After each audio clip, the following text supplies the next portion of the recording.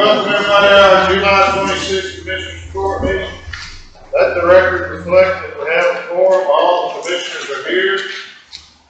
I ask that you please stand and join me in the pledge of allegiance.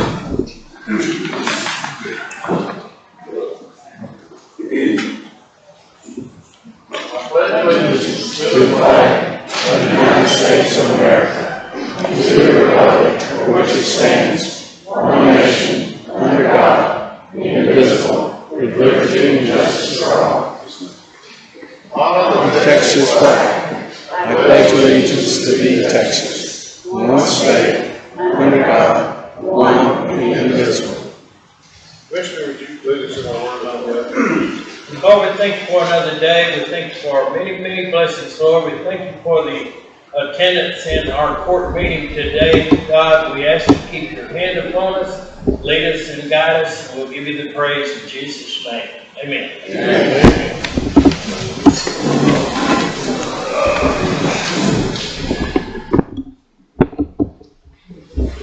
Item number 4, public comments.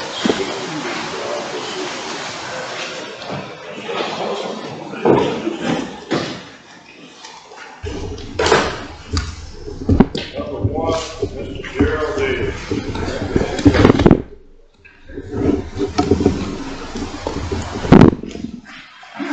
Mr. Deeter, I'm here. And I'm ready.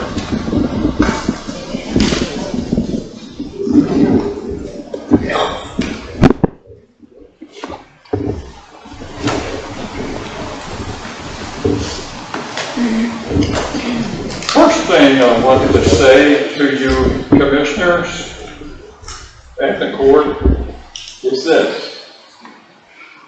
This is the last thing in the world I ever thought I'd be doing when I moved to this community. But it has become necessary to do it because of many areas of frivolous spending by the Commissioner's Court, and especially the latest example of your spending. One of the things that I have done in order to become better acquainted with the Commissioner's Court meetings and procedure in the DetCog is the fact that I've invested in a manual that comes from the Texas Association of Counties, so that I can know just exactly what my legal rights are. I'm not a happy camper, Your Honor, that I requested an agenda item so that I would have more time to speak. And the thing that really irritates the daylights out of me, without a shadow of doubt, is the Lions report and the harm that it's done to this community and the adverse publicity that San Jacinto County got, and what it has done to the reputation of our sheriff. And it's all because of the spite and malice towards Greg Capers, our esteemed sheriff, and perhaps the Capers family. Two of you commissioners up there are responsible for passing out the Lions report like it was Christmas candy. And we know who you are, and we want you to look at the consequences as a result of it. Number 1, Trails In.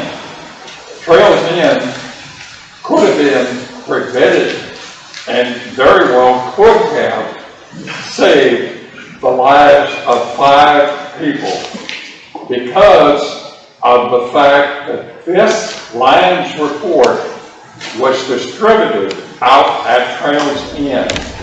And we had the situation just a few weeks ago where a person came in as a dissenter and making all kinds of unjust and falsehoods towards our sheriff.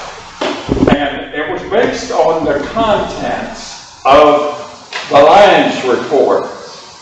The other thing that bothers the daylights out of me is the concealment of the Lions study and its authorization and the detrimental cost to and reputation of San Jacinto County and our esteemed sheriff. I don't like the fact that it was concealed. I understand that it happened in executive session, and you know that we monitor all of your agendas to see the amount of spending. Nowhere did this appear on any of the agendas. However, we're a lot smarter than you give us credit for. We found out that you used the money from the COVID fund to pay for it.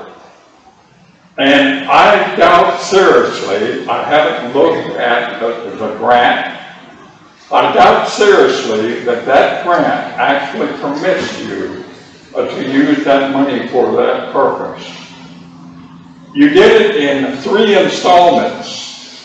And I have all 3 of the installments that started in June. And it continued right on through the month of August. There is not one positive thing in that report. There's nothing but falsehoods and accusations and unfounded accusations in that report. You know, if you would have taken that $49,000 and you stopped at another $1,000 because it would have been revealed to us as to what your intentions were in spending. If you would have taken that $49,000 and invested in the sheriff's department so that he could have hired another officer, maybe that officer might have been stationed out near Trails Inn. Or maybe there would have been an access, greater access to the patrol. $49,000 out of the county's budget is ridiculous for this report and the harm that is done to this community. Every one of you, with one exception, we know all 4 of you commissioners voted for this. I'm not so sure that the judge did. The judge used wise and prudent decision by not doing it. It's also my understanding that this report didn't come into the judge's hands until the month of December. Why would that be? It's based on a stamp that we received as a result of... I don't know where you're getting your facts from, but I'm not sure that it got to my office in December. It was some time before we got a copy. Burke, that was supposed to give the report, showed up here and would not speak to us in executive session, because I told him, you're going to give this report, the commissioner, the sheriff has the right to be here, and they stormed out of here. And it was quite a rowdy day, but the report came actually to, he's not sitting out there, the district attorney, he got it. He had to go to Brian and meet the guys and get the report. We got it before December, and I thought it was confidential. But recently, when you gave me your open records request, Mr. Dillon said, hey, it was paid for with public money, he's entitled to it, so I gave you a copy. As soon as he said that, I gave you through an email, I emailed it. I know. Yeah. I'm not trying to stop you or anything, I'm just telling you, we probably had it, I don't believe it was as late as December, but it was, but anyway, go ahead. Well, what I'm saying, Your Honor, is I don't believe that you were fully informed when it was released. And I don't believe that you voted for it. And I have reasons I for don't it. recall it being a split vote, but it was the will of the court. And I'm trying to move on and put that thing as far in the headlight, in the rearview mirror as I can, but go ahead. You've got it up there, so talk about it. All right. Well, for one thing, The time, you run out of your time about 3 minutes, so try to get to the point. okay, I will get to the point. The point is, even your counsel was not consulted until after the report was published. And if he was here, I would call upon him to reaffirm that. Why in the world would you do that? As a result of doing that, this Alliance report became public information. Had you done it properly and discretionary, this Alliance report would have never got to the Associated Press. I don't know which one of you commissioners is responsible for getting it to the Associated Press, but they haven't relented, and it carried on and carried on. I haven't seen anything lately, but I'm not a very happy camper with you commissioners, because there's a lot of what if this report had never been published. And I'm stressing to you, it's done irreparable harm to our community. And I don't know why it is that I feel like that you're not in favor of funding the sheriff to the capacity that the sheriff needs the funding. And I do commend you for the recent raise for the jailers. And you salvaged 3 of the jailers that was on the verge of quitting and going elsewhere. But I'm just not a happy camper. And as I was mowing the lawn yesterday, I was just thinking, what in the world am I going to say to you? And I believe the words that I've spoken come from God. Every one of you need to search your consciences because of the Lions report. Thank you.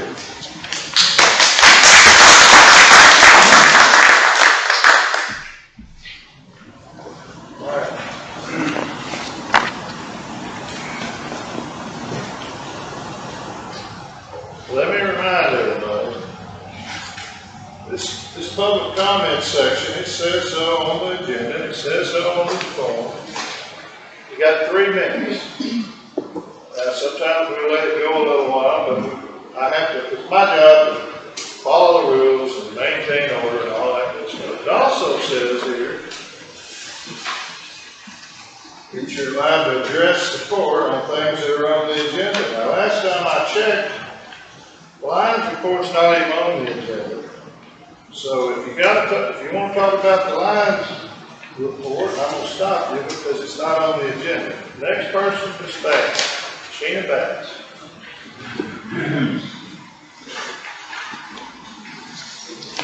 Good morning, Commissioners. Good morning, Council Judge, and the audience behind you. Into the mic, please. Let's see if that works. Does it? Good morning. Don't break it. I'll hold the thing. All right. Very briefly, I want to touch on Operation Lone Star. I have done a lot of research on it. The more I look at it, the more imperative it is that we get you to sign off on the application now. Get that going so that we can have a Revised subdivision plat, to revise and record the subdivision plat at Waterwood, Denson County, Texas, by combining lots 23 and 24. Let me stop there. I saw Judge McGee on this. I saw him over the weekend. This actually is supposed to be on the agenda. Even when I think people could be here or whatever.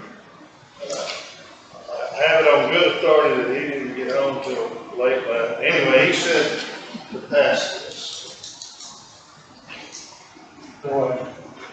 Isn't that right? That's right. That's what I thought he said.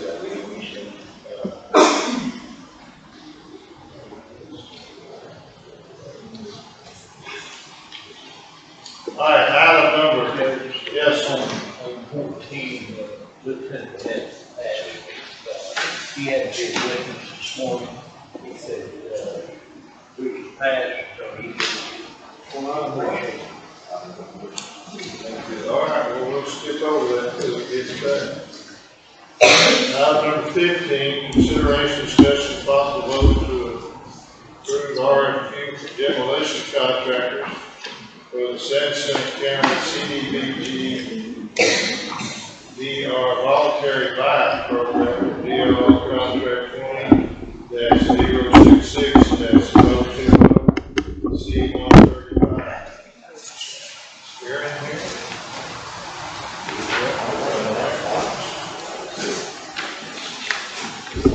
So that,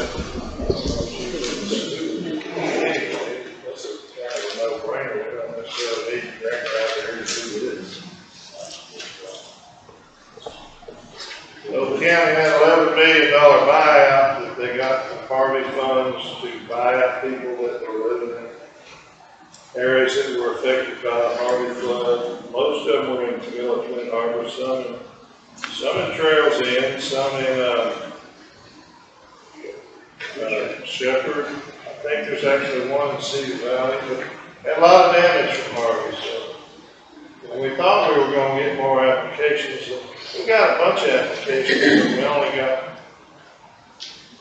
close to 50 qualified ones. You actually have to own the property that's going to get bought out. So we thought we were going to have enough to do over 100, but anyway, here we are. Some of these have already been bought out. We closed on about 16 of these. What happens is, once the property is bought out under the program, the rules say you gotta tear it down, get rid of it, dig up the sewer system and look to make it look like there's nothing, so nothing can ever be built on that property again.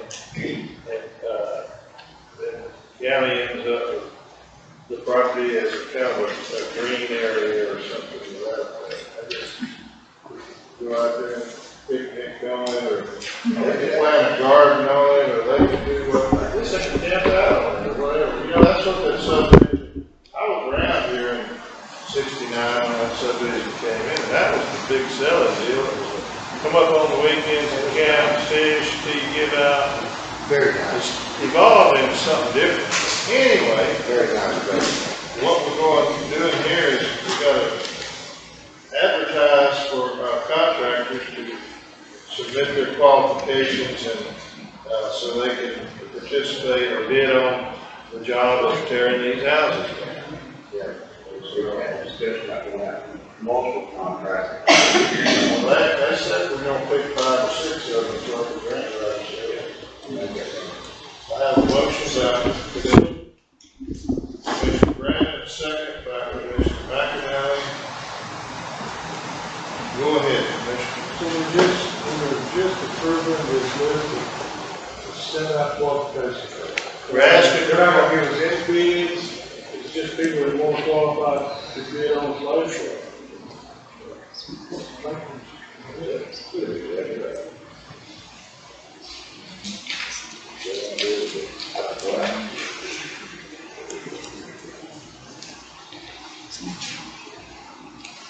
That's why I'm making comments about having multiple contracts. True. Well, in this it says, seeking a contract with 2 to 4 professionals. They said as many as 5, but whatever. I guess we'll see how many we get, because at some point, there's gonna be at least 40-something homes, and one guy may not be able to handle it. And they still, once they get qualified to participate and show that they have the requisite experience, post of adequate bond or insurance and all that good stuff, then as each home comes up to be destroyed, if they're interested, they go to 123 McCoppin Boulevard and look at that house and decide how much it's gonna take to tear it down. So, rumor has it, I think the sheriff might have told me that some of the locals down there have already started the demolition process. I hear that as people were leaving, they're leaving to go to the title company with all their worldly possessions and give them the keys. These fellows were graciously moved right on in there, pulling the copper wire out of them houses as they speak. They don't have the keys, they ain't those orders. That's right, that's right.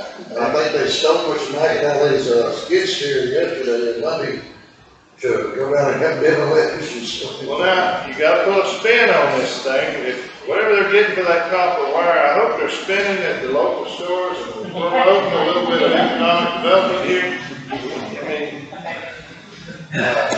No, not the economic development. no, probably not. Anyway, I have a motion and a second. Any more comments on whether to go out for RFQs in the newspaper and wherever else we can put them?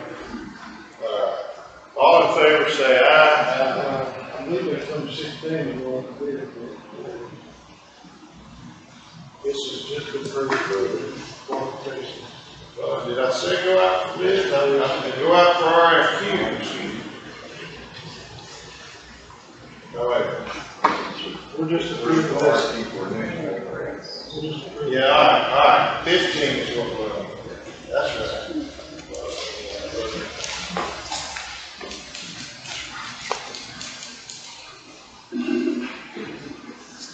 Yeah, it's,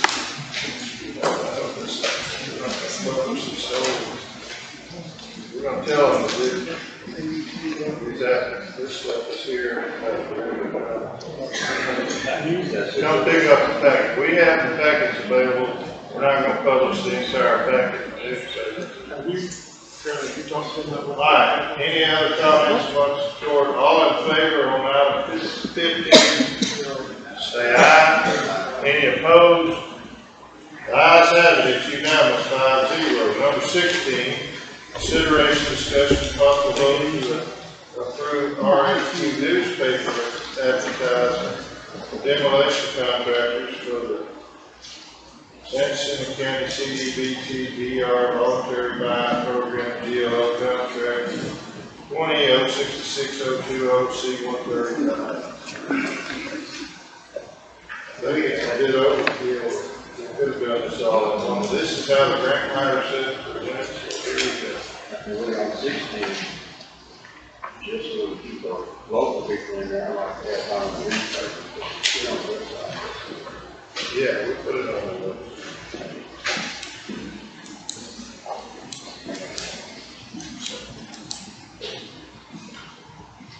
I have a motion by Commissioner Brandon, second by Commissioner Mcanally. Any questions? All in favor say aye.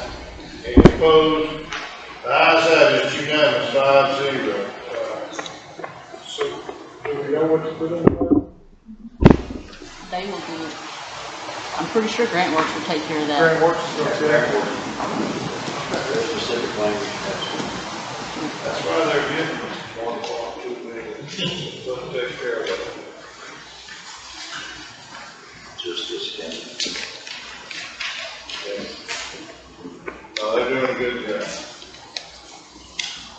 Number 17, consideration, discussion, possible vote to create a new position in the sheriff's office titled Auto Theft Task Force Detective Sergeant, state grant funding effective September 1st, 2023. Do we have an arrest of auto theft in Denson County? Yeah, always. Yes, sir. I don't think it's just auto thefts. No, it's anything like motor homes, trailers, boats, motorcycles, trailers, tractors.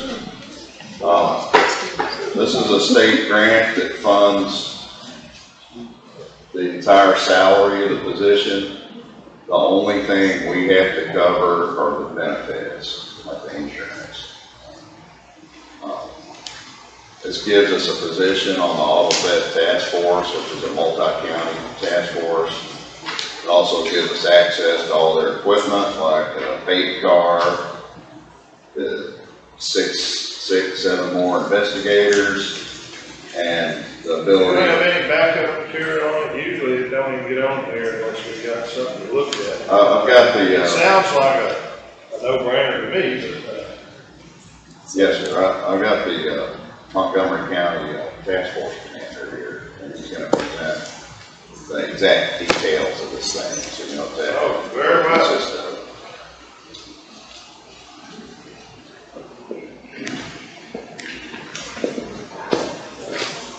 It's all yours.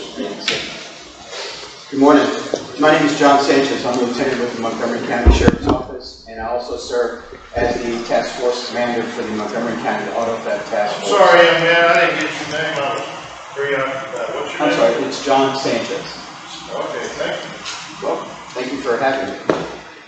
So the task force covers 9 counties: Montgomery County, Grimes County, Walker County, Madison County, Trinity, Polk, San Jacinto County, Liberty County, and Angelina County. And we cover a total of 7,600 square miles, and per the 2020 census, the population that we cover is a little bit over 1 million people in those 9 counties. Currently, the task force is comprised of 1 lieutenant, myself, 1 sergeant, 2 detectives, 1 from Montgomery County, 1 from Walker County, 3 investigators, 2 again from Montgomery County, and 1 from Grimes County. We have a DPS CID special agent assigned to us. He's not full-time, but he's available to us when we need him. And he also brings us cases for us to work with and in conjunction.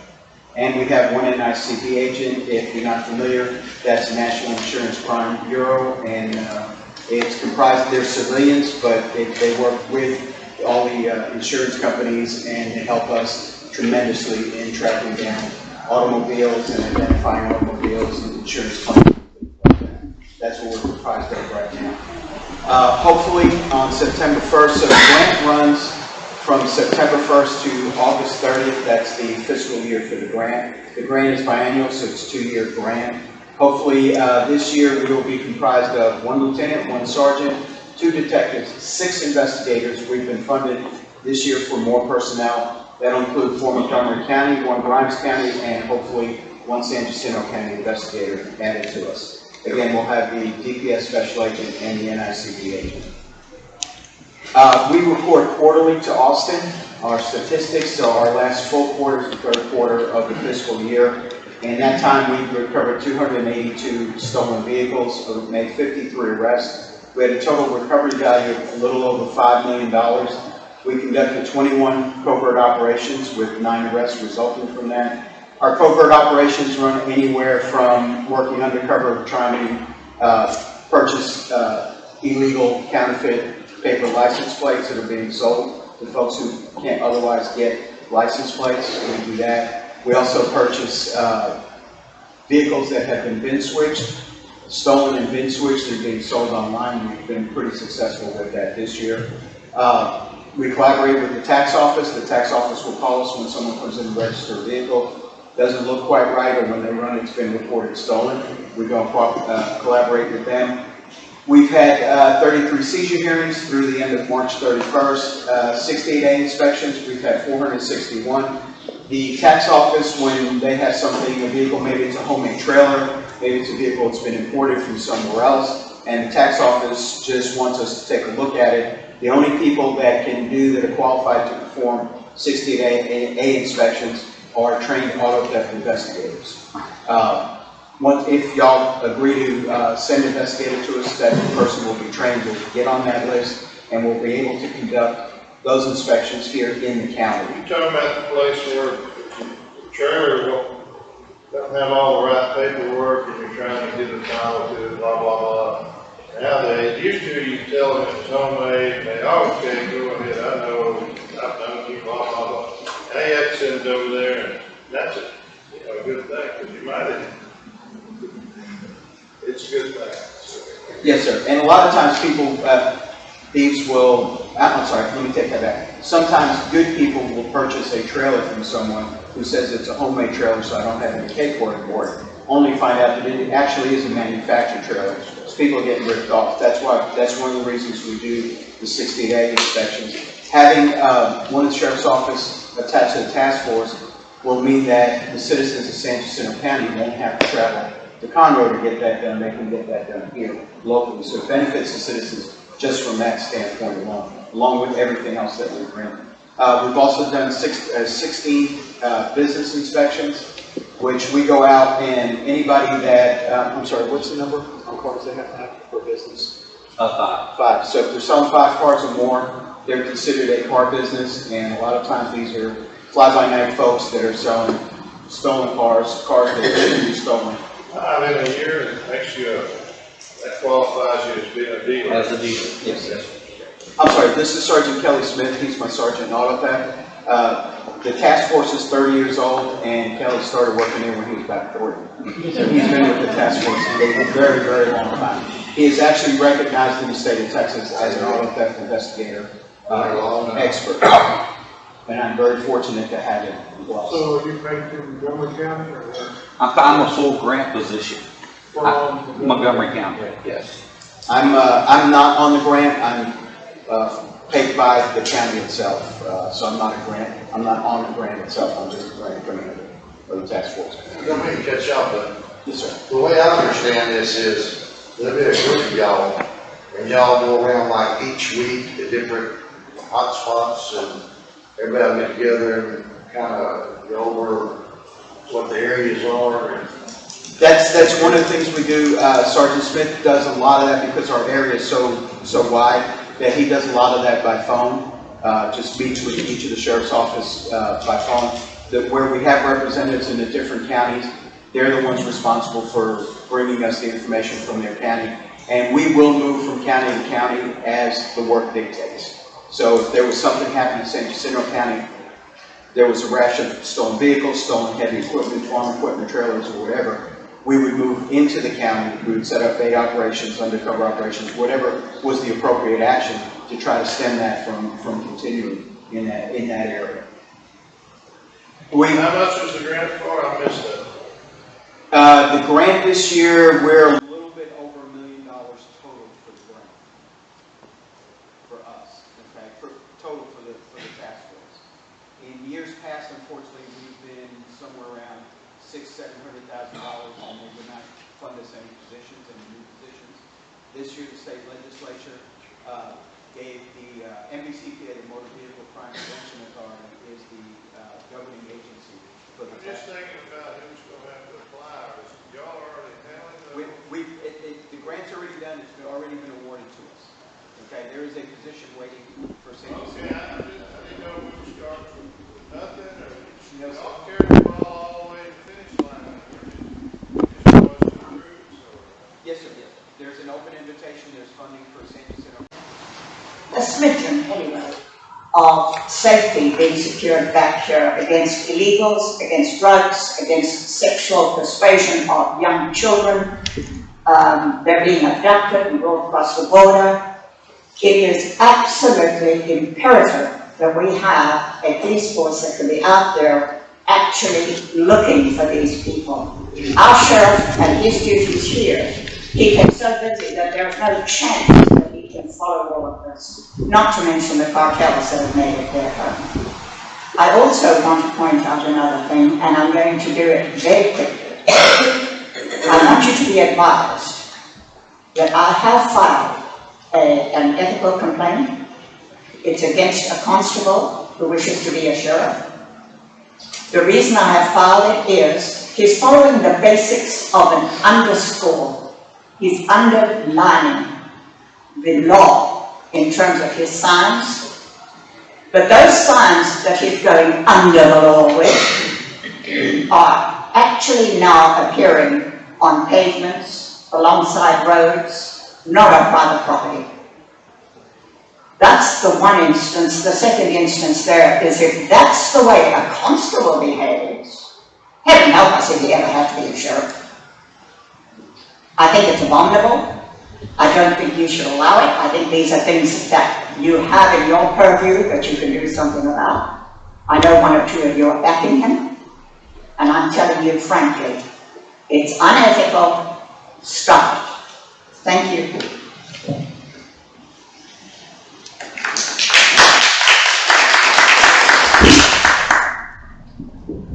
Linda Applegarth.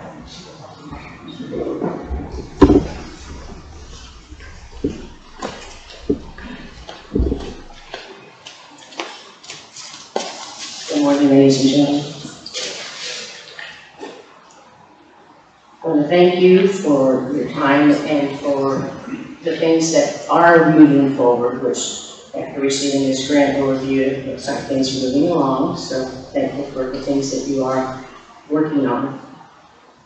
The thing I want to mention today, and I'm here as an ambassador, because several people have asked me, there's a lot of talk in this little town, even though it's a small town. There are a lot of concerned citizens and people concerned about the things that are happening in Commissioners Court, in the city, and in San Jacinto County, about true purpose and transparency. And because I think from what I see in the world today, period, starting from the top down, unfortunately, there's not so much truth in the world anymore and not so much diligence and duty. And I remember our founding fathers, which is a lot of that's being erased out of our history books. They gave all. And they accepted nothing as payment or monetary compensation for what they did for this country. And I love this country. People lost their farms, lost their lives, just to have this place where we can live and we can prosper and we can, vote and we can live as free people. And it's a God-created country. God created this country. We need to give Him the glory, and we need to look to Him for our guidance and direction and everything we do, because we're not going to be here forever. We're all going to be leaving something behind or nothing behind. So we can talk to y'all about legacy last time. I have a legacy that we take. So I was asked if I was going to be here to speak today, so I came to kind of let you know that we are still, the people of Cold Spring are very interested in what goes on in this court, and we're very concerned about our safety, about the bad things that are happening with the cartel and the evil moving in here. So good people are concerned. I hope you are too. I hope you'll continue to move forward to help get us better protection and better,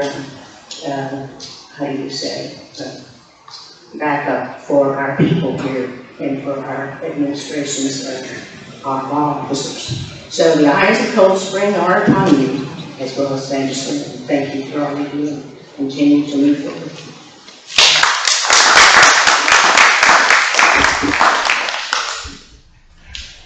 Chief Kean.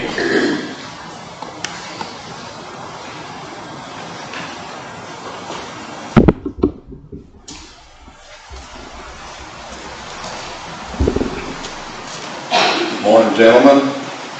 I just want to give you a quick update on what's happened since last court. I want to thank the court for approving the raise for the jailers.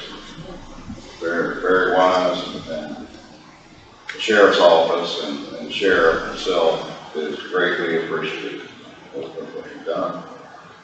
We've got about 8 jailers in the pipeline. We've had a lot of inquiries, probably 15, 20.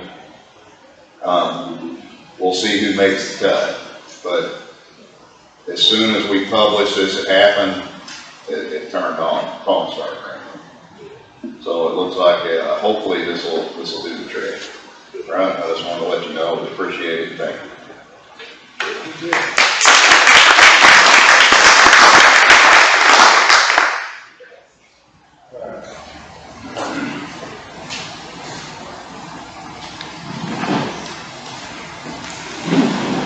Which one of these are you here on?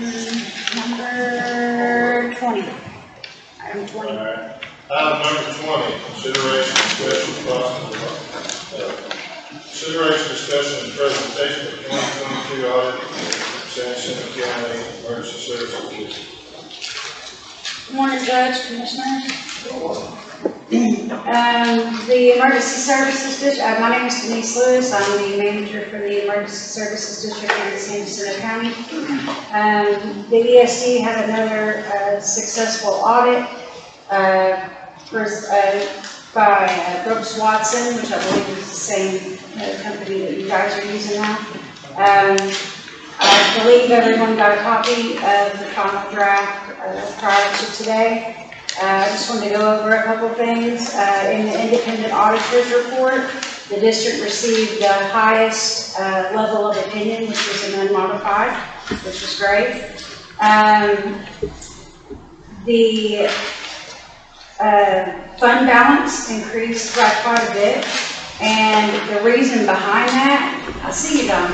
The reason behind that is because the ESD had a lot of projects that they budgeted for in 2022 that, due to supply and demand, due to different things, did not happen. For example, we have a $400,000 engine that has been ordered for Oakhurst Fire Department, that the money has just been sitting there because we can't get the engine in. It is in production now. We should have it by the end of this year, but that's just an example of something that we've had to roll into the fund balance and kind of leave there. So it's not that it's money that we don't have earmarked, it's just money that we had left over from the engine.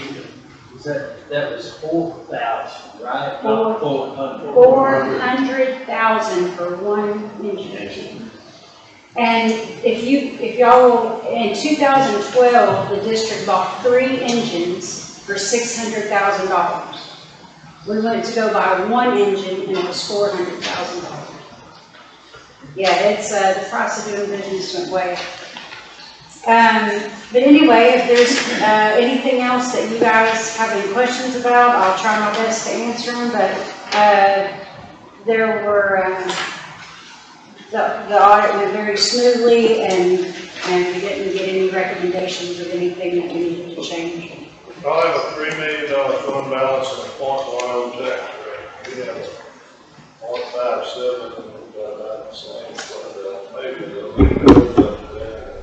As soon as you buy that engine, it'll 400 come right off the top. That's not only 400, but another 600,000 that was budgeted to other things that did not get spent. I'm just saying So, yeah, a lot of that was, there was a fund balance, but it had to become fund balance when the year closed and we hadn't spent the money, so. We're gonna be the same note about cop car. Yeah, yeah, it makes it impossible, because then you have this big line item that you have to save, but you can't do anything but let it roll in the fund balance, you can't. And then earmark it the next year. Yeah, exactly. Thank you so much. Thank you. Good job. Thank you.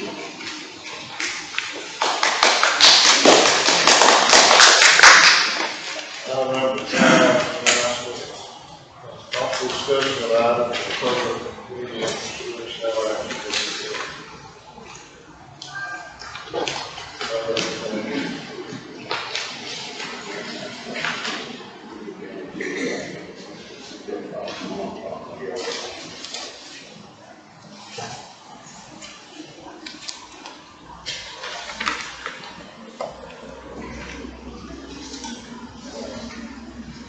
Item number 10, consideration, discussion, possible vote for appoint, designate, nominate members to serve on the Texas Council DetCog Board of Directors. Thank you, Mr. Brown, and Mr. Tuno on it now.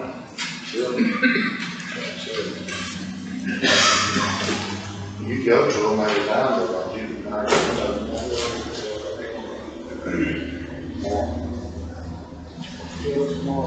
Yeah.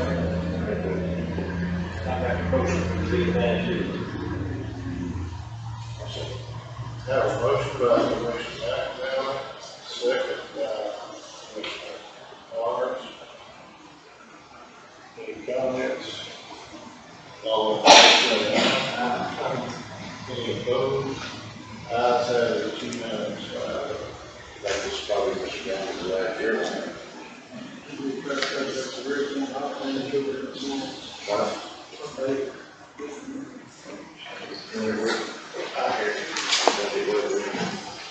Judge, we can't hear you back here. Okay.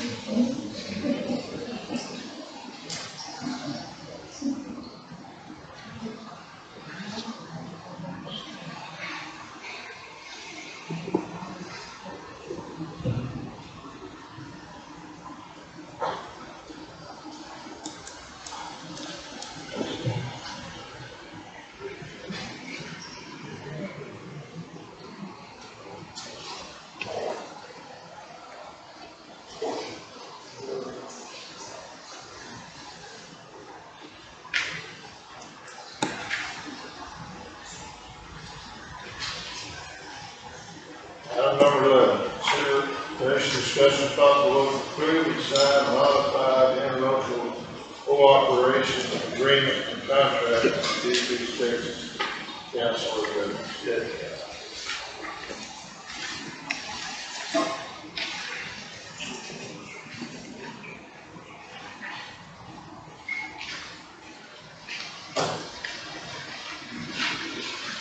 It's like the only thing that changed was Jasper came off and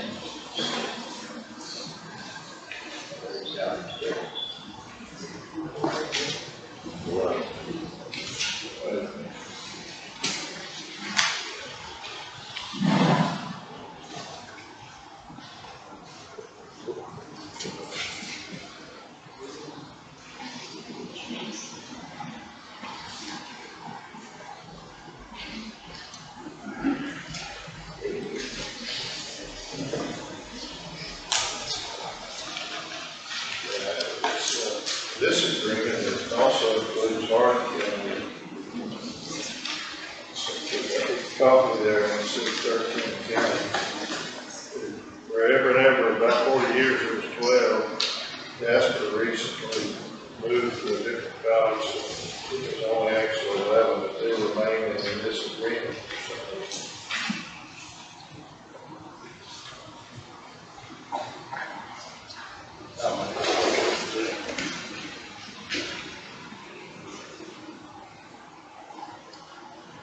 I have a motion by Commissioner Mcanally.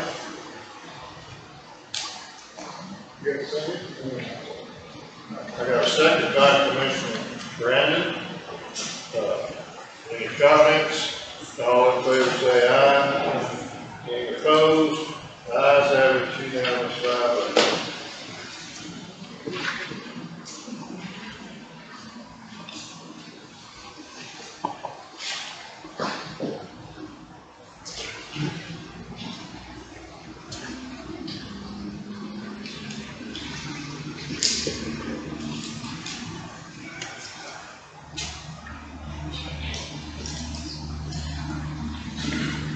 Item number 12, consideration, discussion, and possible vote to appoint and approve a county representative to the Burke Center Board of Trustees. For years and years, Colonel Howard Daniels represented San Jacinto and Coke. Earlier in the year, he passed away, and Coke County made a nomination.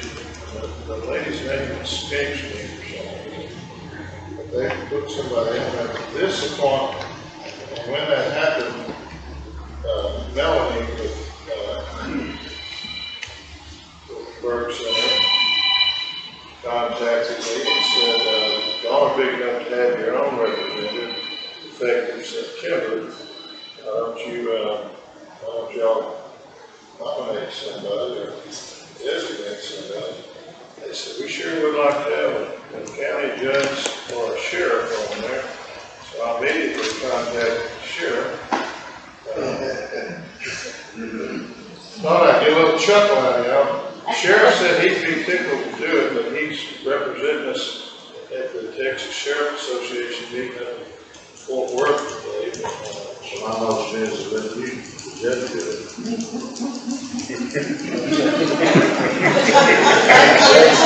Now you get to go.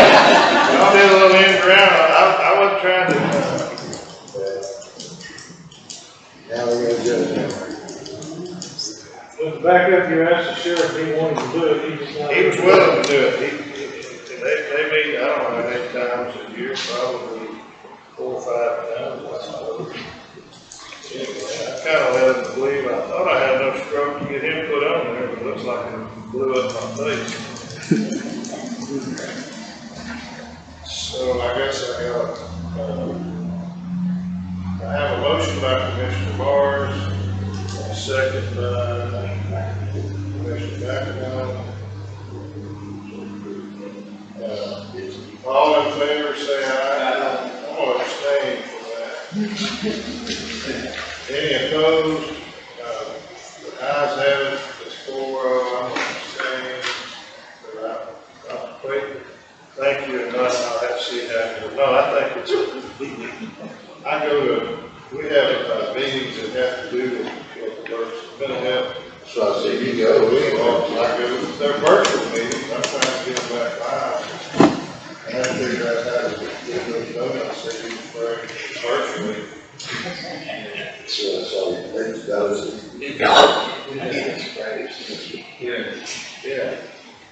All right, item number 13, consideration, discussion, and possible vote on the application policy. You get covered up? Actually, this year they funded us for overtime. Okay, so you're all going to pay Yes. or Yes, sir.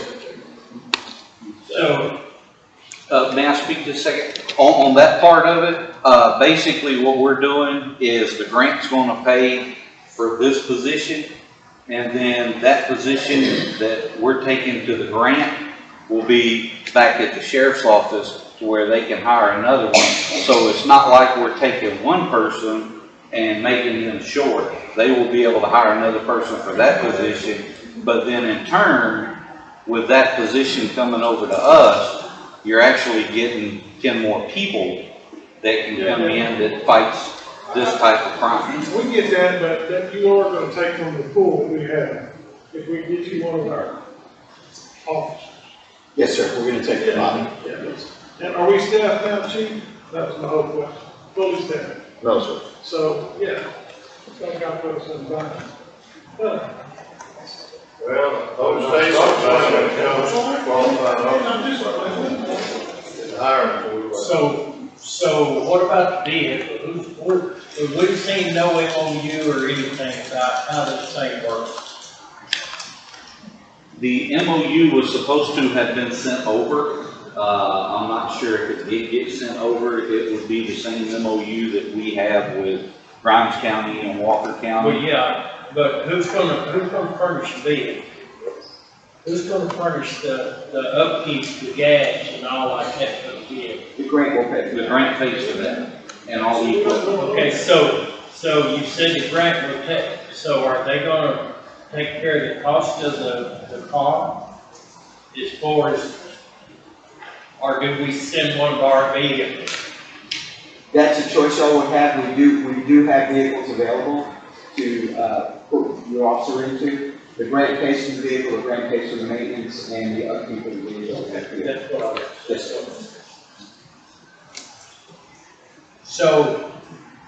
So, Chief, how many vehicles have we had stolen in the last 6 years? I can't tell you, sir. How about the last year?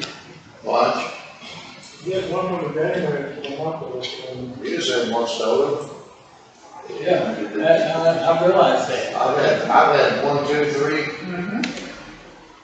I've had 3 trucks stolen from the county. I've had, I probably picked up in the last 5 years on my parcel side, probably picked 40 to 50. So my question for asking that, do you go by the number of vehicles that's stolen in the county to move people in, or how does that all work?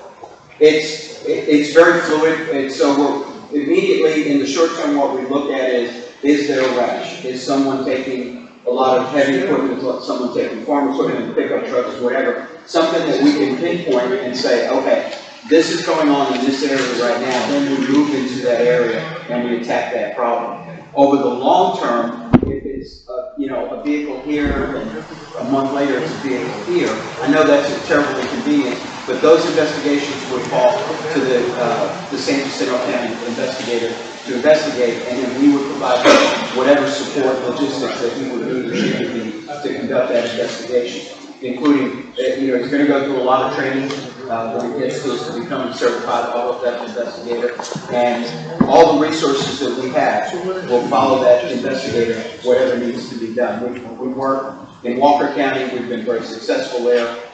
We work in Grimes County, we've been successful there.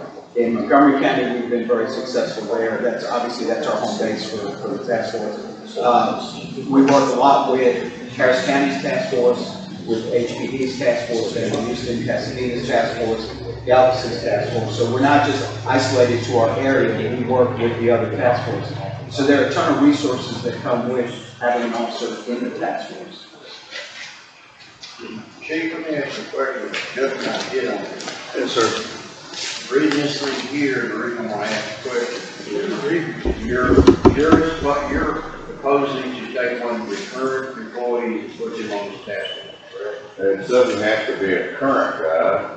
Well, We can put out a job opening for the auto theft. Well, the reason why I'm asking that is because the question is, you're into a budget, you're already in this new position has been added. And It was grant funded, I mean, we got limited exposure. I want to make sure that we can actually hire the person through the grant. Or move them over until next month. Well, it would start at the new budget year. So the grant money is. So the grant money, actually, the new money comes in September 1 of this year. So you just title it the Auto Theft Task Force Detective Position, and it's funded through the grant. And then if that grant goes away, that position will go away. It's kind of like those COVID slots. So that's like, it's got no brainer written all over. So tell me, y'all pay the person or who pay? So basically what happens is your auditor's office, it works with our auditor's office, and usually on a monthly or quarterly basis, they will send an invoice, and then that check is cut back to San Jacinto County for that position. So basically, the only thing San Jacinto County is funding is just the insurance and the benefit package, and that's it. My question's going to be to the auditor. Do you have an auditor? Now, what's the salary, so I'll know how to budget the benefits? That may be where you're looking at person. I don't have the number right now. You can send it to me later. Yeah, it's around 26,000 a year in benefits. 26,000 a year for benefits? Total. That seems awful high. Okay. We're talking about the salary. I get in here, I lose my mind, and I can't remember. You can Sorry. let me know. Asking what are y'all paying, basically. Basically, it is their, whatever their salary is what the task force is funded for. So whatever. So if it's 50, It's the unloaded salary. Yeah, I get it. So I can't remember the loaded amount.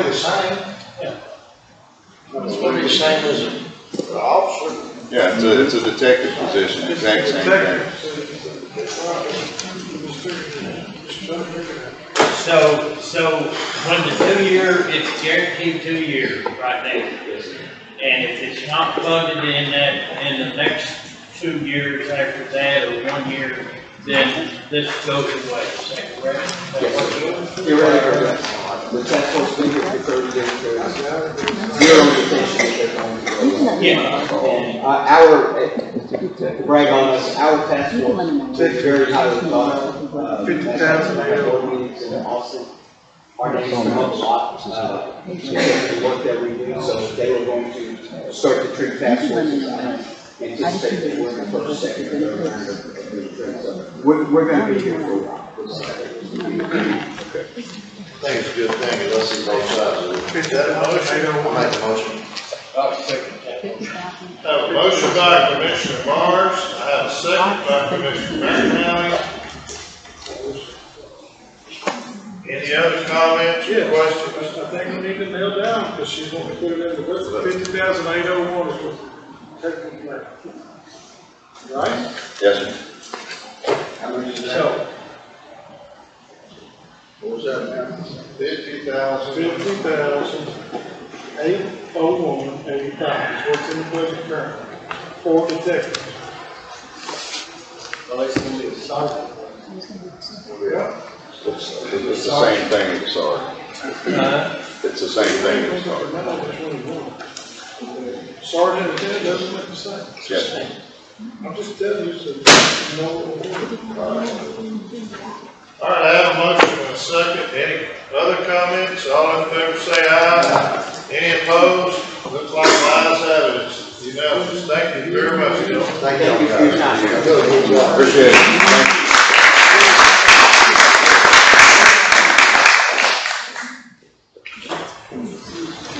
Item number 18, consideration, discussion, possible vote to approve resolution supporting Operation Lone Star Task Force Grant number 4917501 and 309 certification required by CEO and of law agency provided by the Office of the Governor, State of Texas, and Kean.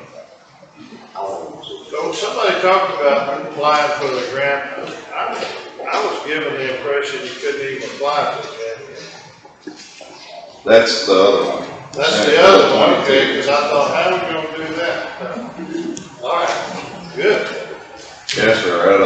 That one's coming up next, whenever it opens. Sent you gentlemen an email, and Judge, I sent to your office some of the paperwork that goes with this. If you guys decide to approve this, the certification required by CEO and head of the law enforcement agency, and a resolution. The resolution was written and attached to the grant. That's how the state wanted it worded and everything. So I didn't just make that up or anything. It's how the state wanted it. We prepared a little slideshow here to inform the public kind of exactly what we're looking at here. These things are very labor intensive and it's taken several weeks to fill this out. If this works, it should really help us out quite a bit. This is what the Operation Lone Star basically covers. The governor set up $100 million in grants on the border security issue.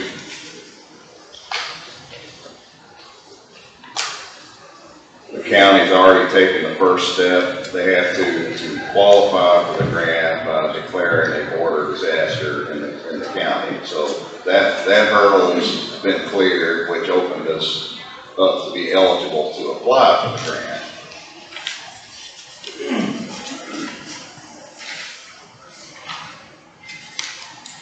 There is no matching requirement. It's 100% grant.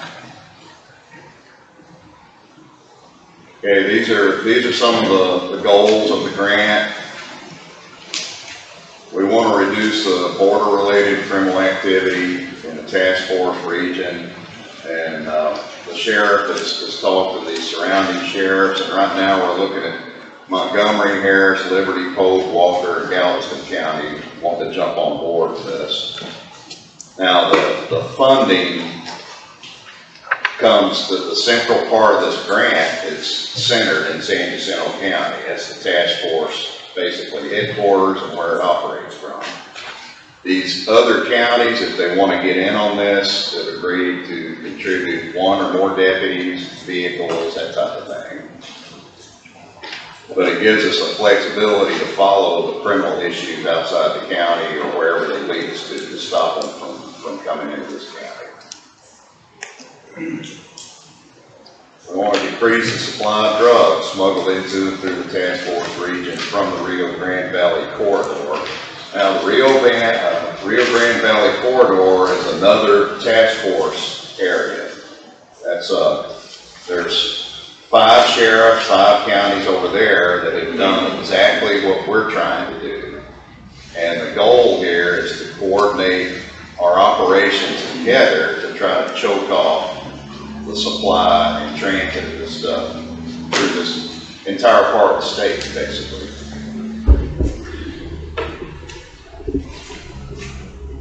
Border Patrol is also involved in this. The VORTAC unit that helped us in the manhunt, they have a lot of once you get into this task force, you're eligible for predator, drone overflights, and reconnaissance flights, thermal imaging, that kind of thing, that you could detect row houses through the heat signature in the buildings.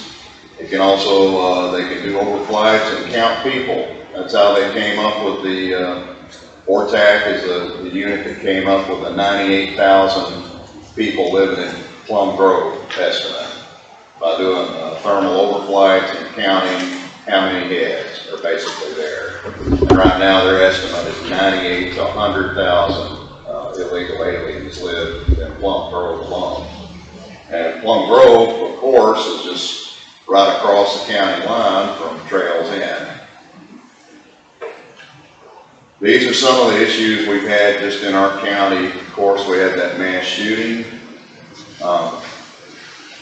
We've had several meth labs that we've hit down in Trails End, and only because we got information forwarded by DEA and informants, because we just don't have the personnel to work the area. A task force would provide that. We could saturate a problem area and find out exactly what's going on. After the mass shooting, we found another huge grow house, which we actually discovered that while we were looking for the shooter, just by accident. 2019, this was a case I personally worked myself, was a murder case, which we had a Pakistani Air Force officer who had flown into the country and worked at Lackland and got a job at Boeing and worked on stealth aircraft design. And how he ends up in this county, I don't really know, but he came into the country on a Pakistani Air Force plane, ended up here in San Jacinto County, and kind of went off the rails because it was a family violence deal. He started beating his wife and all this type of stuff. But as we get further into the investigation, we find out that this guy is on the terrorist watch list, no-fly list. Everybody in the world wants him. He was involved in a huge bombing in New York City. A whole list of things. And they discovered that after they gave him a job at Lackland Air Force Base? Yes. Well, somebody knew about it, but with this guy, on top of that, given U.S. citizenship, in the end here, but nobody bothered to tell us that we had this guy living in this county. So we ended up finding him after he carved the guy up with a knife and bashed his wife's head with a baseball bat. That was an outburst, wasn't it? Yes. We had the massive cockfighting operation, drugs, the whole 9 yards. Over there off 2025. That was run by Vietnamese nationals with Gulf cartel, Mexican nationals providing security. And that all branched off one deputy answering a noise disturbance call because they're playing loud music. So he drove right into the middle of about 500 people carrying guns, flipping out, shooting up in the air. The whole 9 yards here, run by Vietnamese nationals who owned a string of salons all through Harris County to launder all their money through. So these are the kinds of things the task force can follow up and take apart. The goal is to get them out of here. We don't want them living around us. And this would enable us to do something about it. I've already talked about Plum Grove. We also had Oak Forest as another branch off of this. We don't know how many illegal aliens live there, but it's probably a sizable amount. In fact, there are estimates here in the next couple of years that Liberty County American citizen population could actually be outrun by the illegal alien population. We're on the same path because we've got about 30,000 people in this county. So when we get 30, 40, 50,000 illegal aliens here, they're going to outnumber the Americans that live here. And that will happen. Nothing will stop it unless we get after it and start trying to do something about it. This Oak Forest deal, that was another case I worked myself. They were calf roping out there in the arena, full of people. And this guy with the Jalisco New Generation Cartel, he was a gunslinger, murdered out of Mexico. He decided he didn't like how the guy was roping, so went over there and murdered him and his horse. Killed his horse too. That's right. Sure did. Sat there, smoked a cigarette, reloaded, sat in his truck for a while, listened to the music, and then drove off, daring somebody to do something about it. We still haven't caught this guy. But these are some of the folks that are running around in the county, and we would like to round them up. We really would, get them out of here. This is an idea of the grant budget we're looking at, because we're asking for $1,753,567.56.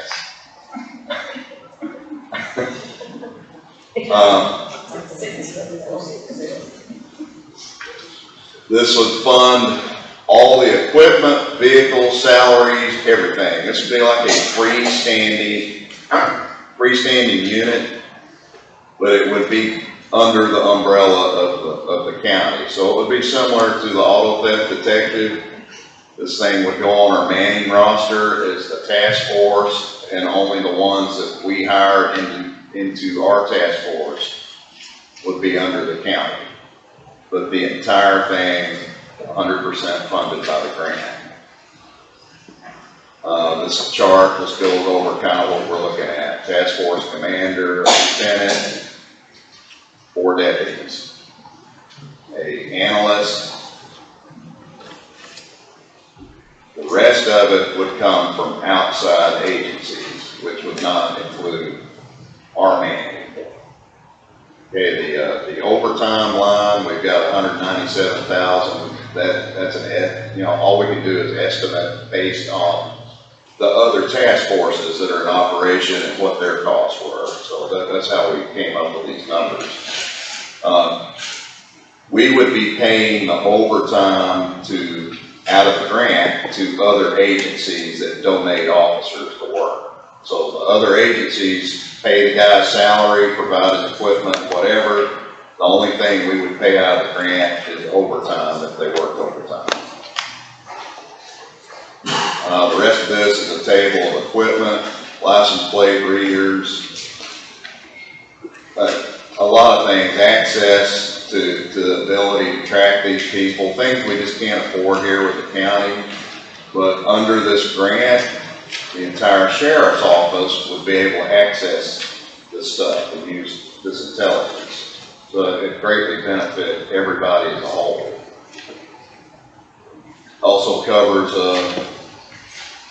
phones, communications, radios, all the basic latest stuff, so we can have interoperability with other agencies.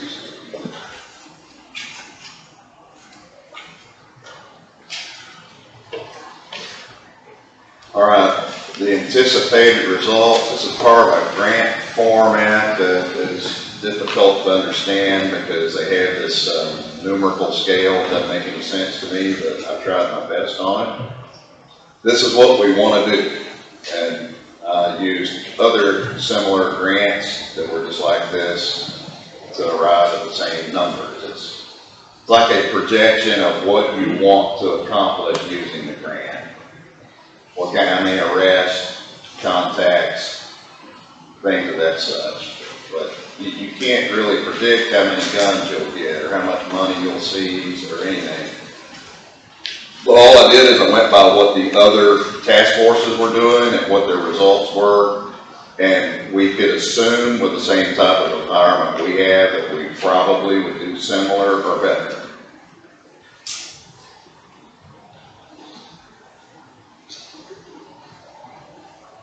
Like I said, we do have the Jalisco, New Gulf Cartel, Gulf Cartel, SAAFE and the Sinaloa cartels.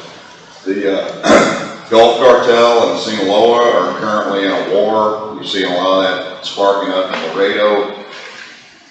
Some of it in Harlingen, San Antonio. There's been some flare-ups on that.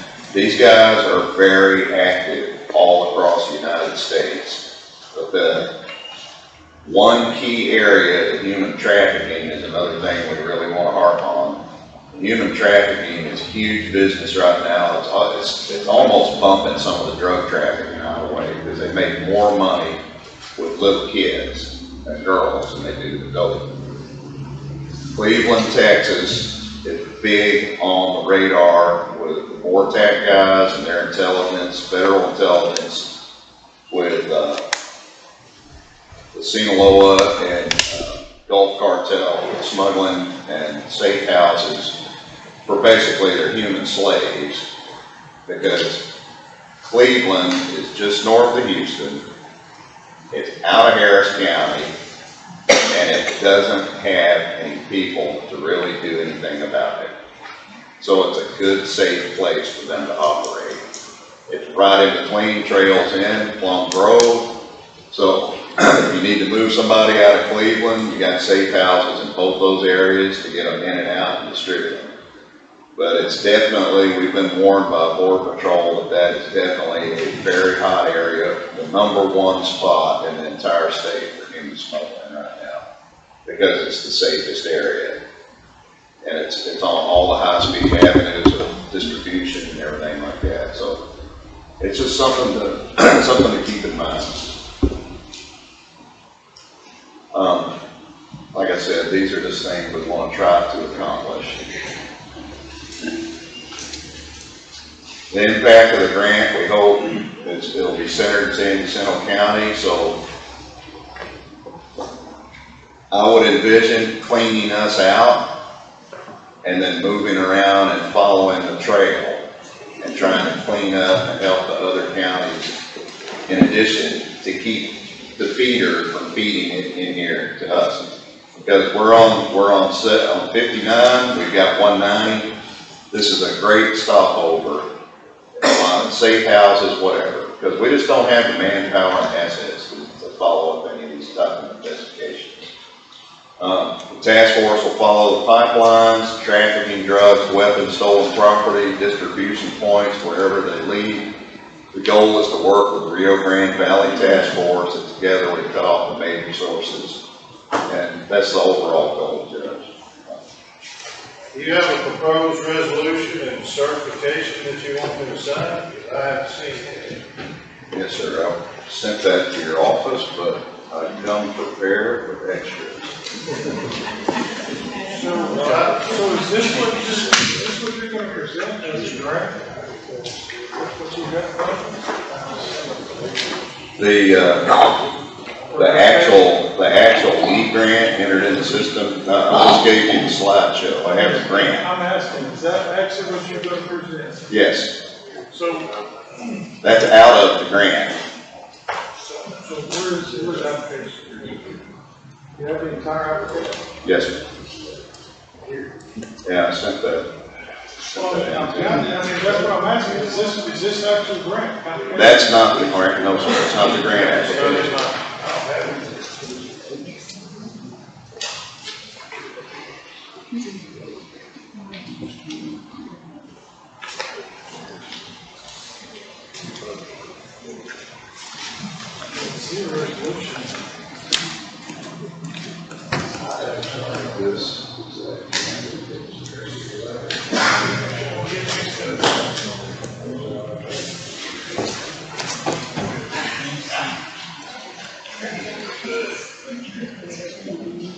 I ain't saying you didn't send it, my gal, that's right, she didn't put it in front of me.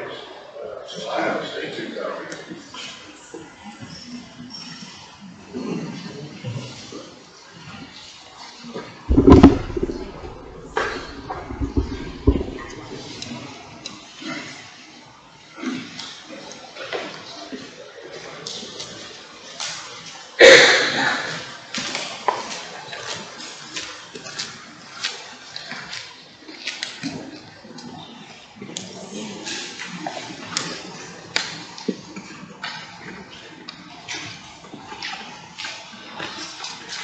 So Chief, Sorry.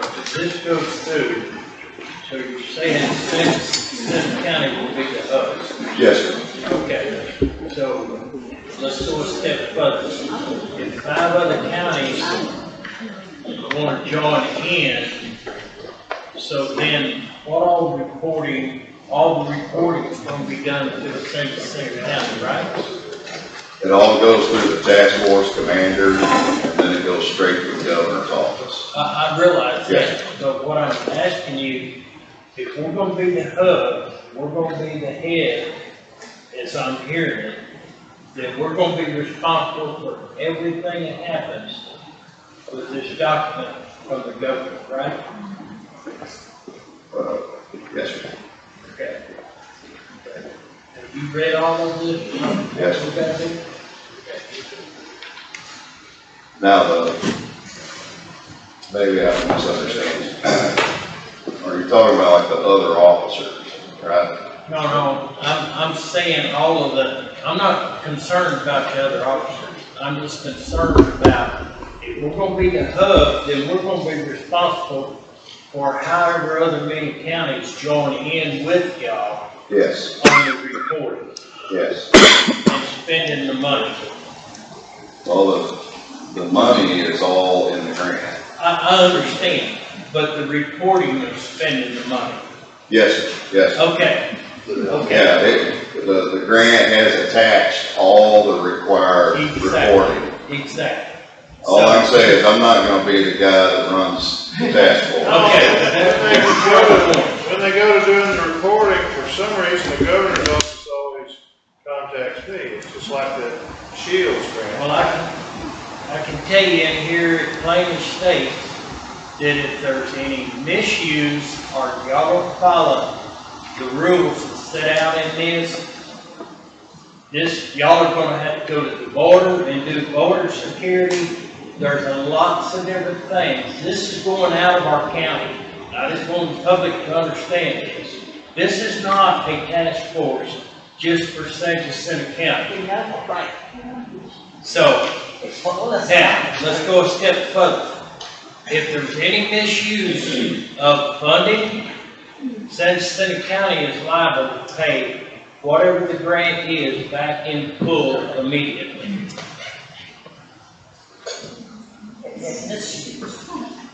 Oh, I guess you don't misuse it. I'm just bringing that up. Because there's a lot in here to digest that,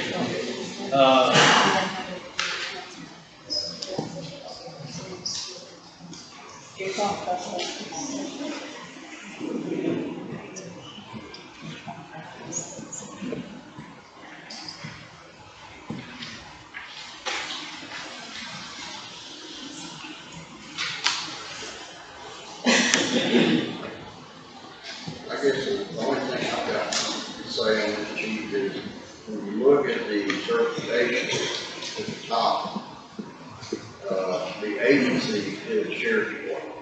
You get that. The CEO is the county judge. You get that. That's typical on every single grant we've got, is the county judge. That's his. But when you get down to the resolution, you kind of taking the judge out of it on the last whereas, and circumventing the sheriff. Have you seen it? Oh, that resolution was written by the governor's office. Exactly.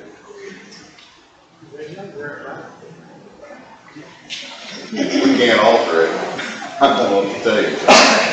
The governor's office, that's what they put in here. That resolution. All the other grants that we have are not worded wrong. No other grant looks like this one, as far as I know.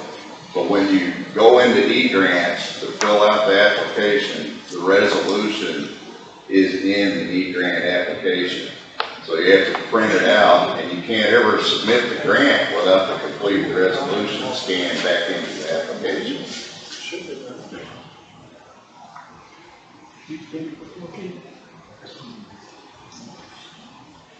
I don't know, I haven't had a chance to look at it, like I say. On the other part is asking the CEO, the grantee, which is the judge, and next right across is the head of the agency, which would be the sheriff. And that's naturally not an issue. Well, that's what stated on this piece here that's got the governor's letterhead up here. So when you come down to the resolution, it's kind of included that. That's all Yeah, the resolution's typed up in a font that we commonly use around here. I guess they changed their font for this resolution.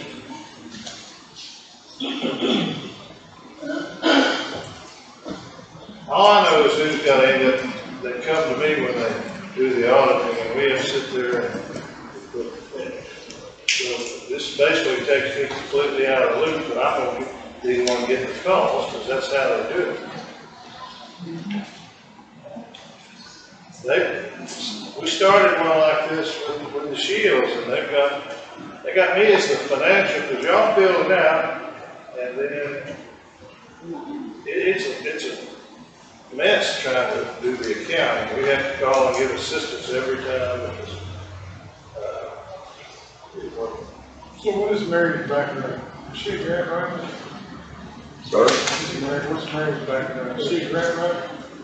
Oh, she's been to the school. Oh, She's been to the school. I mean, I like her. Yeah. I know her very well, but I'm just asking. You all think that we should buy a grant writer for help with this? I mean, we got the money to pay them. Yeah, I would love to have a grant writer, it'd be awesome. Trouble if we just try to do it in line. How many people do you have put on? This is gonna take a lot of time. Several admin fees, that's what you need to pay right now.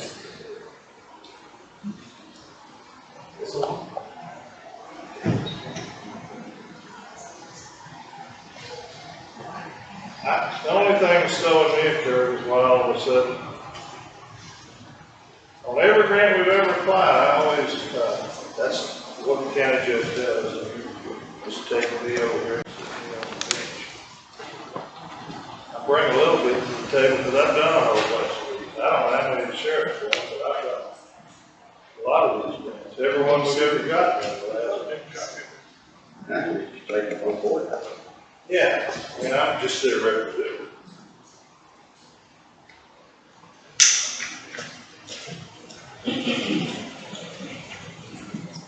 Faulkner's good program, this is what you're agreeing to.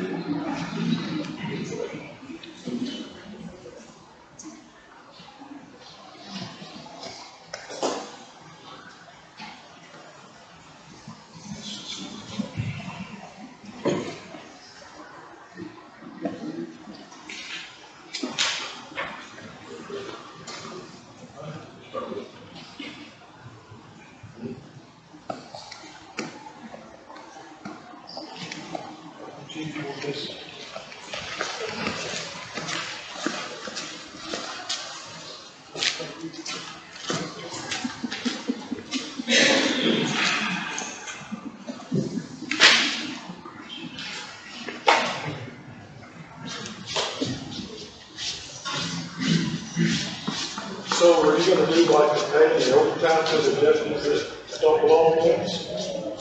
That's what it says. Overtime only. Yeah. Yes, sir. So how does that work? How do we? Well, it's like, they'll do just like you ran. Yeah, but I'm talking about the ones that aren't hours. Right? You sit Yes. there and get outside, so I'm a little confused how.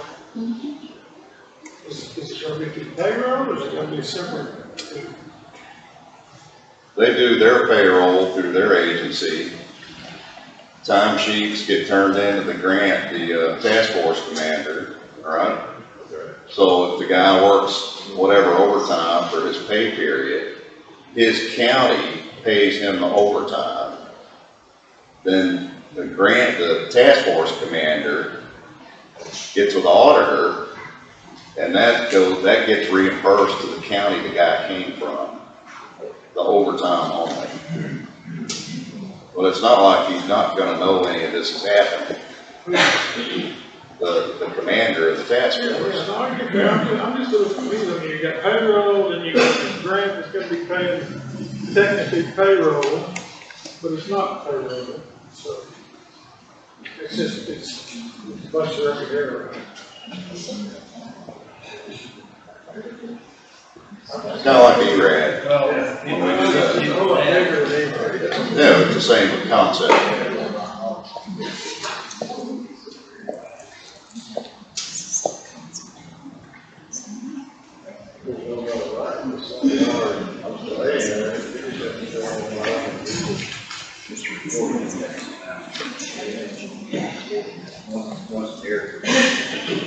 So, which other counties, have you talked to any other counties that do this?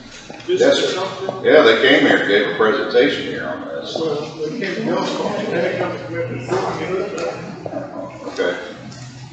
Right, you're trying to take the court out and just have it where the sheriff signs off. I backed everything the sheriff's ever done since he's been here. But you're kicking me right in the teeth. Let's just throw it out there. How is that? You're doing an end to run around. I'm bringing it to the court. I'm asking your permission. Now you're trying my patience. It's good for you. Yeah, well, if that's how we're gonna do it, sir, let's do whatever we're gonna do here. Yes or no? If you don't want it, fine. It's free money. 100% grant. Who turns that down? San Jacinto County turns it down. That's who does. Nobody said we didn't want it. Oh, okay. Well, boy, thank you for the support. Huh? Thank you for the support.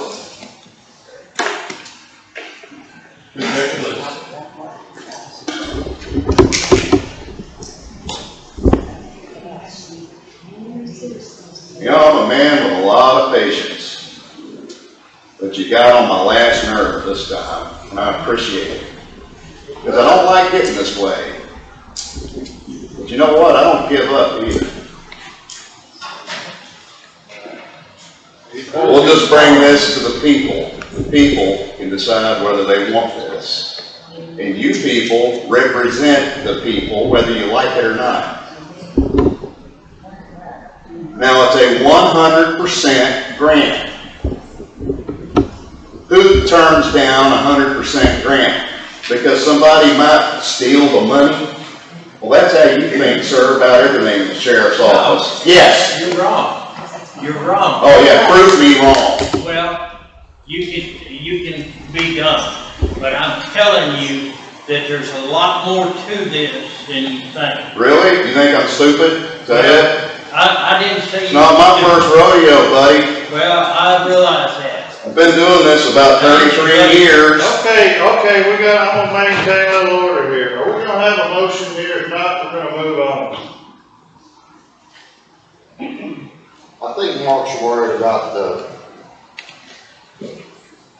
the payroll part of it. Is that, What's the other stuff that you want about? How it's getting paid, who keeps done with the record? Yes. that's what our concern is. It's nothing, nobody's accusing nobody of stealing no money. I think it's on the payroll side. That's what I think our biggest thing is on the payroll side of this thing. Chief, my deal is, if we have to pay back the $1,750,000, that's on the taxpayers. Why would we have to pay it back, Wait sir? a minute, let me finish. We got taxpayers here, but we got a lot that's not here. I'm concerned about all the taxpayers. If we come back in and have to pay $1,750,000 back, for whatever reason the governor says that y'all owe it back, who's gonna pay it? Not you. You live in. So it's better not to take it. Let's play it safe and not take it. All the other people, all the other taxpayers. Let's play it safe and not take it because you think the sheriff's office is going to steal the money. Yes, sir. Yes, sir. That's what The you said. governor recognizes the possibility. You said he wrote this resolution, and it says that in here. In the event of loss or misuse, it's a possibility. They put it in there. There's a check and balance system here. The court has the final say over the actions of the county. And when you take us out of it, put the sheriff where he don't even have to talk to me about it or any of us, that puts us, we're flapping in the breeze. And that's not how any of these grants have ever done. I don't be in contact with the governor's office and ask them about that. You say that they wrote it up, it can't be changed. That's quite unusual. They'll tell me whether they did or they didn't.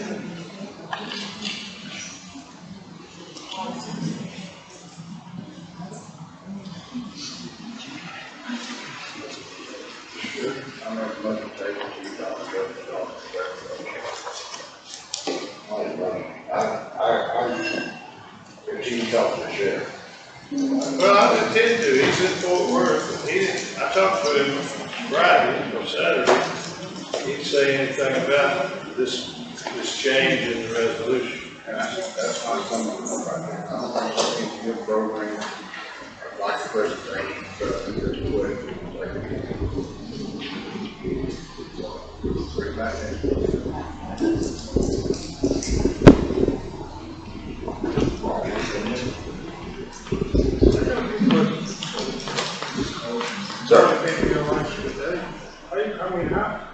How are you going to distinguish what the grant pays for versus what the county has?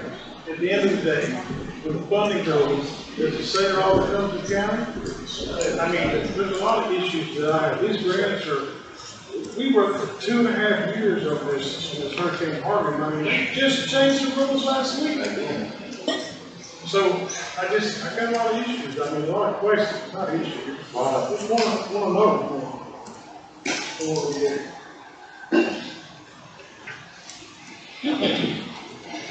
All right, there was a motion by Commissioner Brandon to table this. Is there a second? Second by Commissioner Mcanally. Any other comments at this time? All in favor say aye. Any opposed? The ayes have it. We'll put it on the next agenda and see if we have a better understanding. Thank you. Thank you, Chief.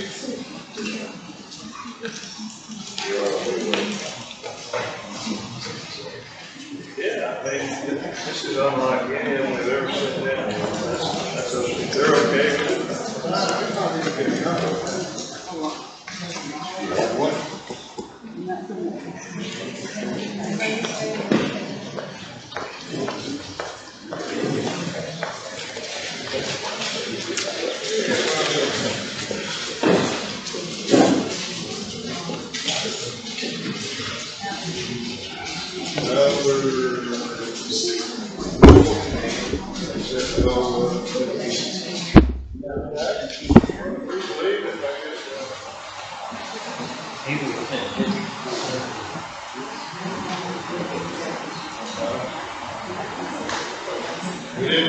Okay, number 14, consideration, discussion, possible vote to open and receive bids for 3 pickups for sheriff's office. Did you receive any bids? Why is it?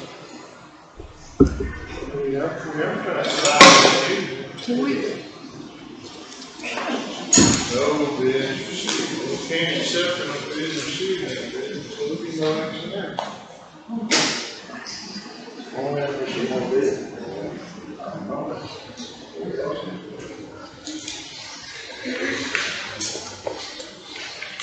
Item number 21, consideration, discussion, and possible vote to cancel purchase order for Martin Price for a 2023 Ram 1500 pickup previously bid approved last court.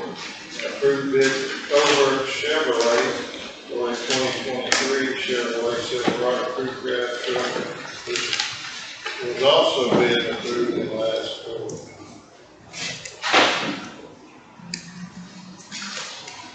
So the Dodge, they didn't have to, they give us a price and made a bid, but they can't produce the truck. They can't produce the truck. Here's the email. They said they went ahead and ordered the truck and it won't be here for 2 to 3 months. And you know, how long have they been waiting on the other trucks? Over a year. So, At least on the ground. second, she bid, it was just selling out for everything. Lori, she actually bid 2 trucks and we accepted one of hers and one from Dodge. She's got the second truck, she's willing to deliver it for the bid price. So I just said to cancel the field for Martin Price.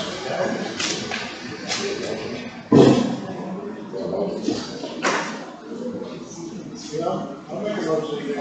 I'll second. I'm sorry. I have a motion by Commissioner Latuno and a second by Commissioner Lawrence.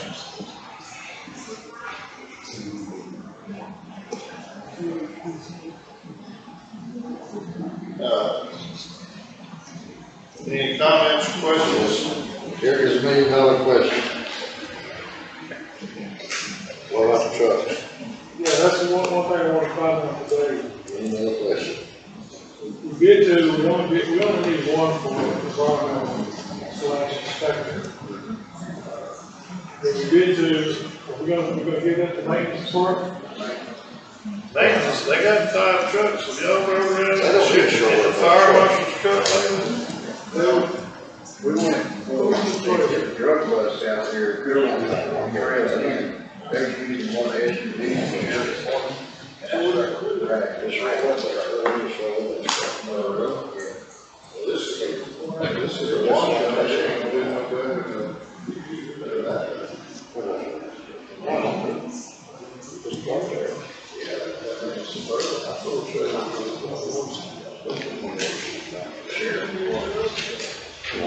So anyway, I want to clear up what we were doing. With the 2 trucks. The one was out in the parking lot. I drove it today, it was delivered to 4. Delivered in a period, it's gonna stay. I'm not taking that. I don't see why sanitation is enforced on the truck for federal. Sanitation. I mean, maintenance. Short wheelbase. It's just bigger. Short wheelbase. Short wheel. Yeah, sure.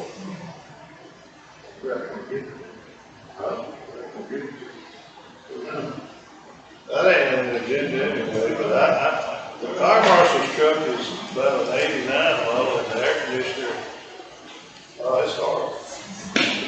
It don't work. He's been needing something to ride in for a while. Yes, sir. I probably would agree with that, but he needs to do a little better upkeep. We come by, want to authorize fixing the air conditioner, I said, well, hold on, before you waste any more money on that truck. We just ordered the truck, and at the last meeting, we had no idea who we were going to use it. Take whatever the maintenance that's got over there, one of their good vehicles that won't pull a trailer and switch out. I see better than what he's got. That's what he got.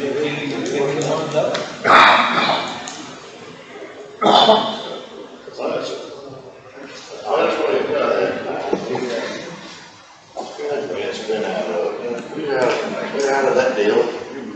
5 years. Huh? Let's vote on it, what's on the table here? Any other questions about what's on the table? All in favor say aye. Any opposed? The ayes have it, unanimous 5. Number 22. No, Joe. 22.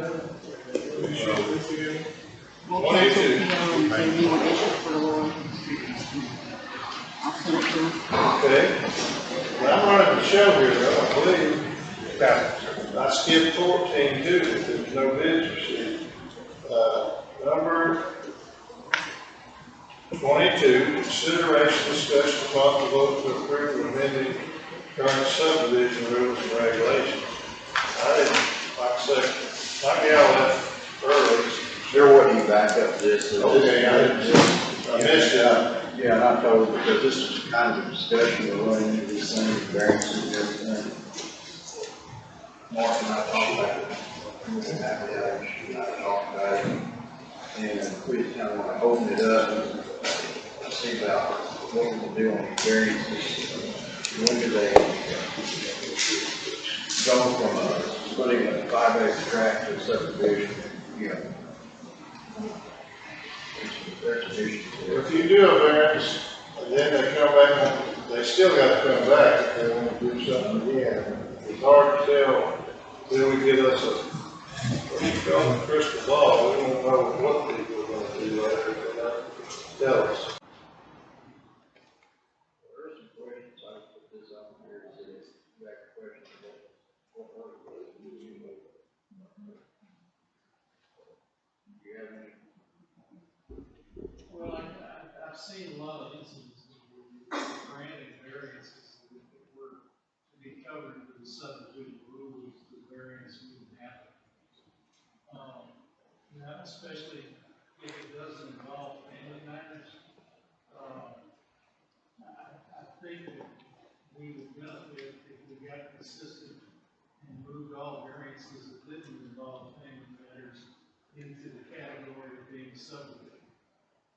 They already are by state law, but that's why you're granting the variance. And the state law property code also designates family divisions, you can do up to 4. I think if it's over 10 acres, that's an exemption.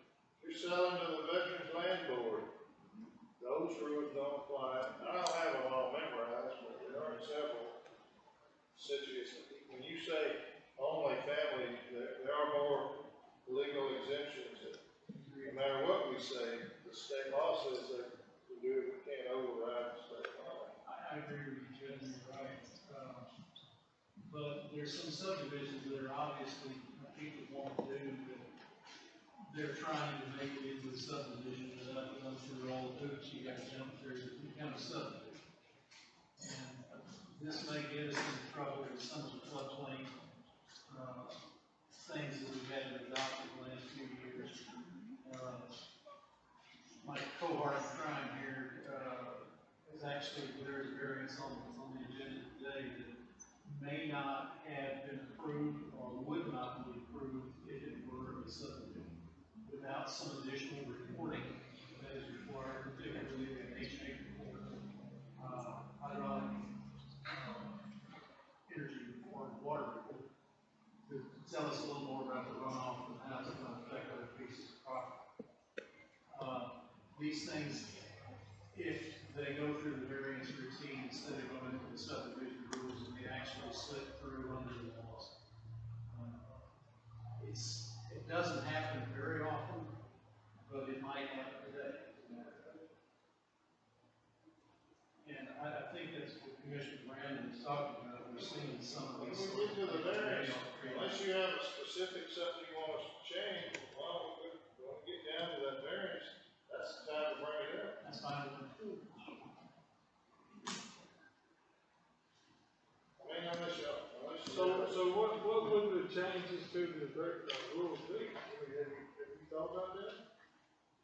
Well, basically, what would be required for a lot of these lot splits would be some additional reporting. Either it might be an environmental report, it might be an H&H report, it could be anything else. It could be a Corps of Engineers report that may be required. It would have to be a specific example, and the judge is right. We've got this in a few minutes, we can talk about it.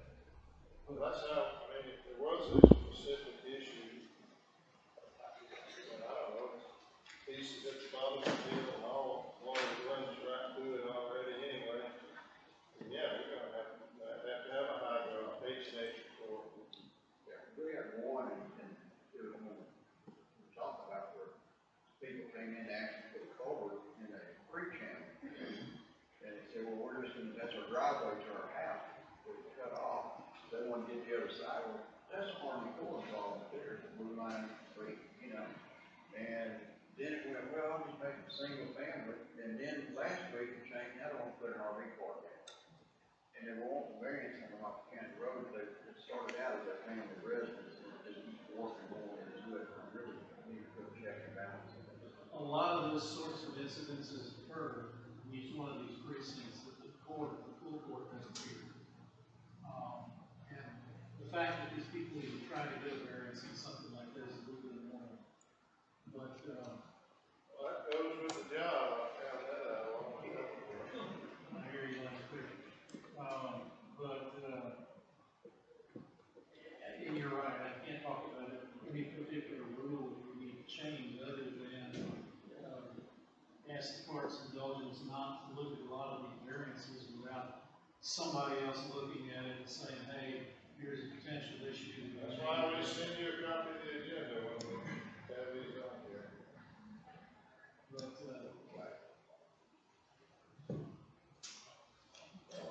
thank you so much.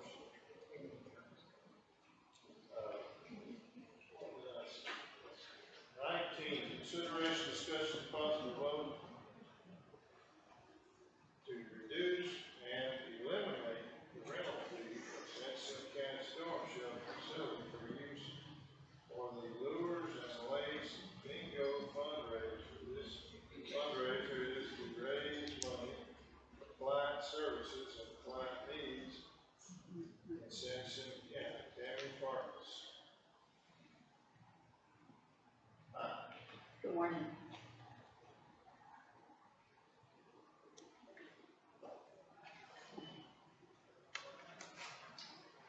So what exactly are you asking us for?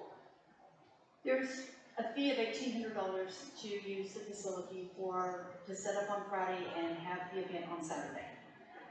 Most of the time I can find major sponsors that have the funding to cover these and the catering costs. However, San Jacinto County is limited in those funds at this time. So we are asking if you can, I know there's a 10%, that's with the 10% is $1,800. We're asking if you could waive that for this inaugural fundraiser, or if you could reduce it even more. The money that we raise at this fundraiser will stay and be earmarked for San Jacinto County. Currently, we have about a dozen survivors that are our clients. We do everything for client services from education, prevention education.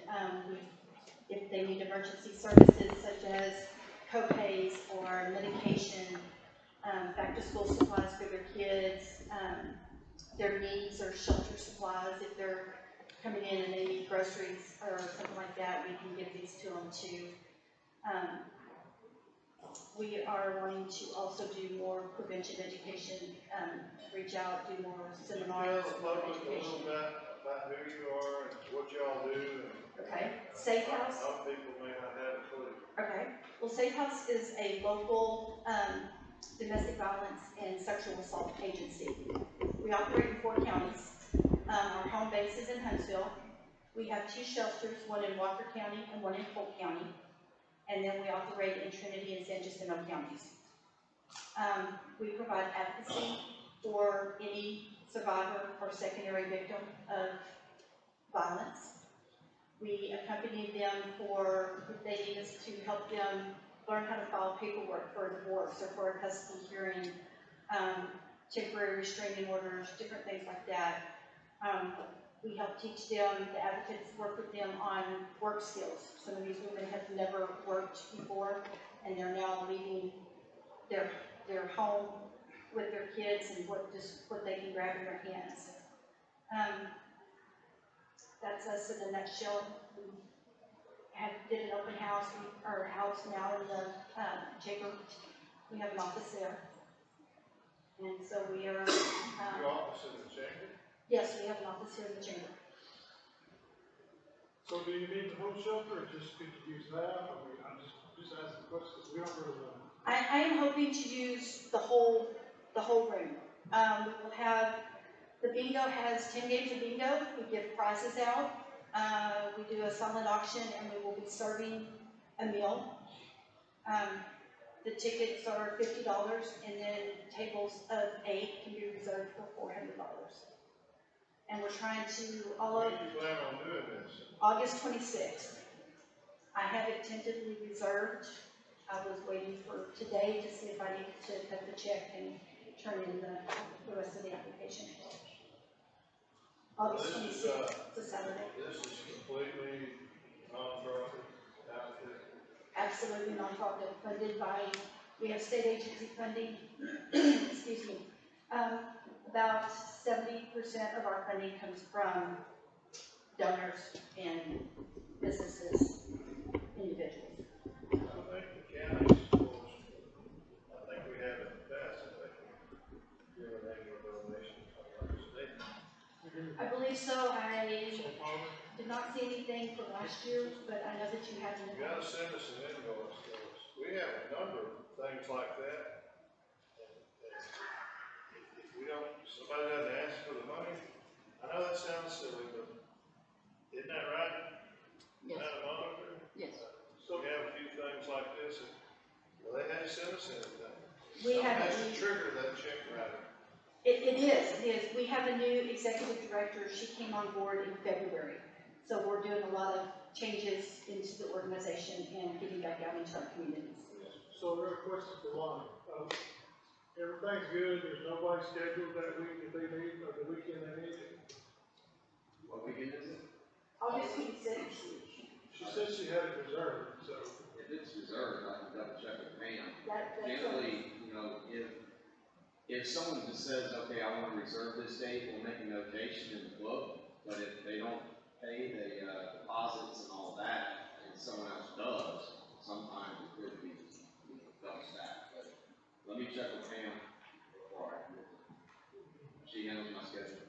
so we do need the insurance. We may have insurance that'll cover it. We do have insurance that'll cover this. We will also cover the alcohol fee, the community deposit, and that. Y'all will cover that. Yes. So all you're wanting us to waive is $1,800 for the rental? Correct.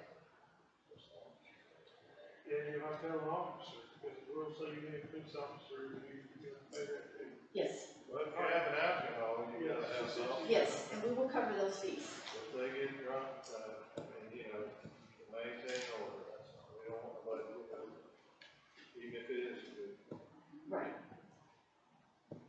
So I'll make the motion to waive $1,800, you know, the first insurance, alcohol fee, the deposit, to get that back if you clean it up, man, or if you can clean it. And then, one request, and this is a request, we would like to see what you do for Jacinto County. Okay. I mean, we don't want names, clearly you can't give us names. We can't give you names. We would like to see, I mean, that what we're trying to do is actually help us. Okay. Help our Thank you for that. I have a motion by Commissioner Latuno and a second by Commissioner Brandon to waive the fee to be used for the building on August 26, 2023. Any other questions?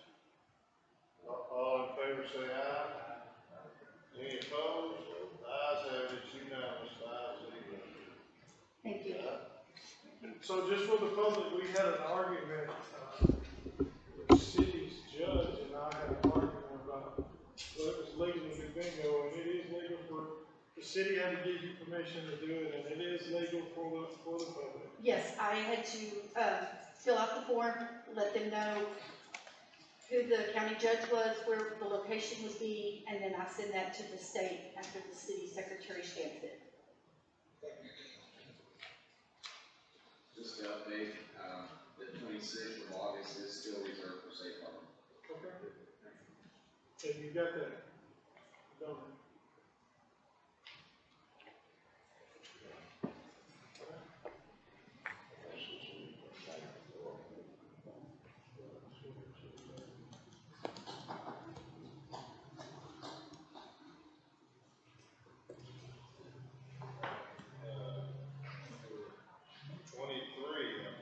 Consideration, discussion, possible vote to approve the declaration of surplus to be sold through Rene May auctioneers of the following items: 363, a 1998 Bureau Bureau Petcher Model 81 DJTS 0144 and 1998 Gradall model GW 59441, serial number 0419273, XL 4100. Front engine and water in the whole. That's neat. It's got low bit test.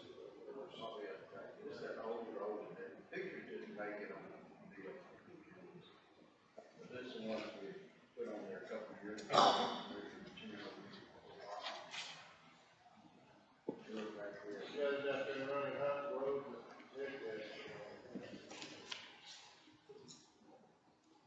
I couldn't keep it up oil in it running. I said I couldn't keep it up oil in it running. I have a motion by Commissioner Mcanally. Second by Commissioner Brandon. So you're gonna sell them or they wait? Yeah. No. You got all the information? Okay. What was that way that is? No, seriously. Yeah, it is. 45. I'd have to look at it. 40, 41. I'm just curious. Somebody did on last time. I got like $1,600. If there ain't no business, don't know. Well, What you said? well, let's make it, we got 1,600 bid last time. I don't know if we're going to do 1,600. I'm sorry, 1,600, that's the bid. minimum 1,600 on both? Each. A your motion makes it include a $1,600 minimum commissioner? Yes. I have a motion and a second. Any questions? Any more questions? All in favor say aye. Aye. Any opposed? The ayes have it. It's unanimous, 5-0.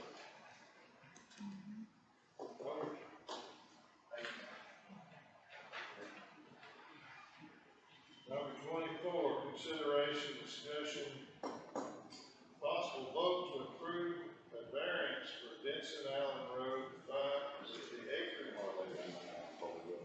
tract split into 5 tracts for Javid Johnson, survey completed by Washburn and Company, survey files 23060027. Judge, this is a piece, out there that they're splitting up. He's gonna keep the 2 4-acre tracts. And, we also have gained another 30 foot on our road. He's donating, or giving us another 30 foot to make it a 60 foot wide road rather than a 30. But we're getting lots of building back in there. And, back to the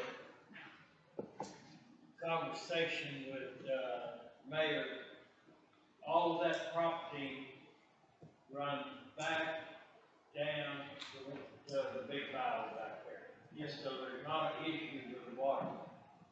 Well, that's where our floodplain manager and I got into kind of this. Yeah. When you look at those sections that you've got for variance, obviously this could qualify. However, if this were a subdivision, there is some question whether this gets into the VLE or the baseline elevation, where it could possibly be some sheet flooding on the far western portions of some of those new lots. The way that it reads in the floodplain, what exactly tracks are we talking about? These up here? Yes. The parent That tract, side of the road? Yes. yeah, the parent tract is an 84 or 83 acre tract that goes to the east. Part of that is in the baseline elevation floodplain. Absolutely.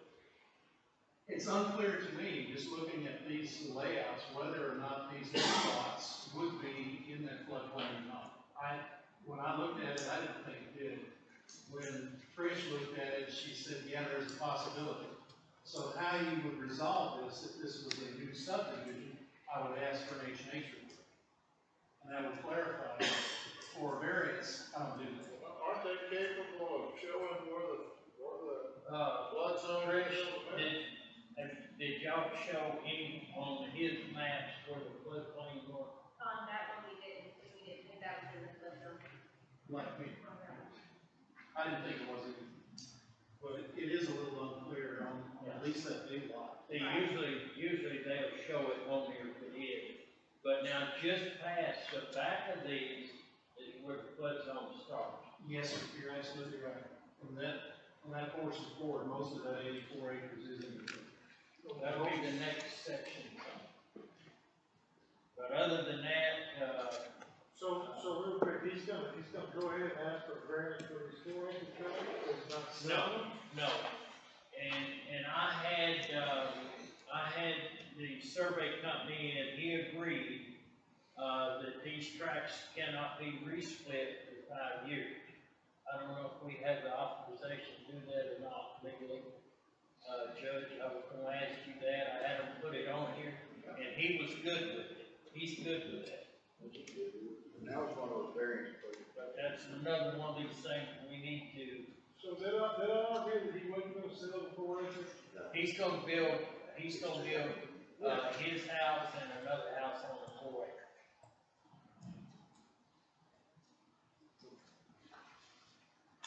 But he wants him to buy it.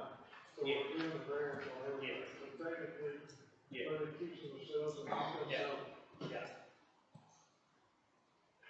And I agree, this is touching pretty close to, our subdivision, we need to do something. Well, that was, I mean, got kind of messed up in the agenda.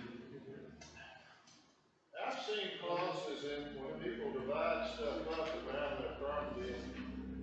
Read one just the other day, and I thought, well, you know, we're dividing this up, and this tract can't be conditioned.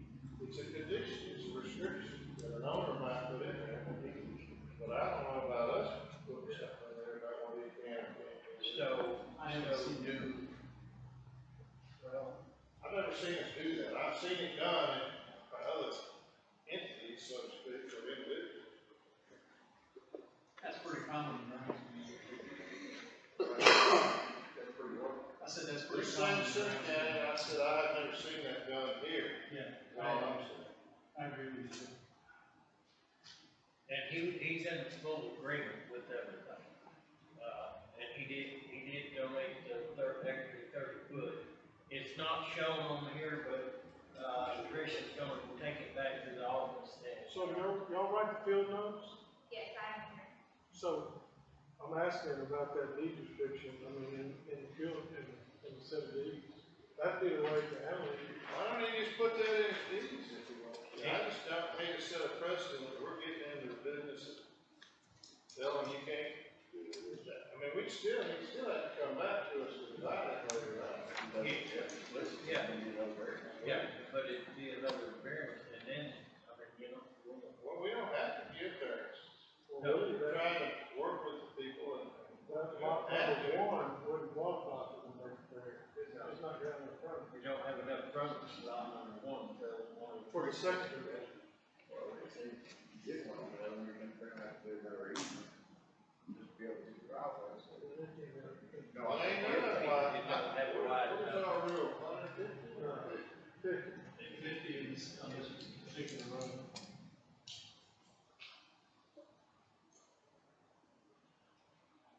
So the no divide in the future clause is just on the 4 acre tracts?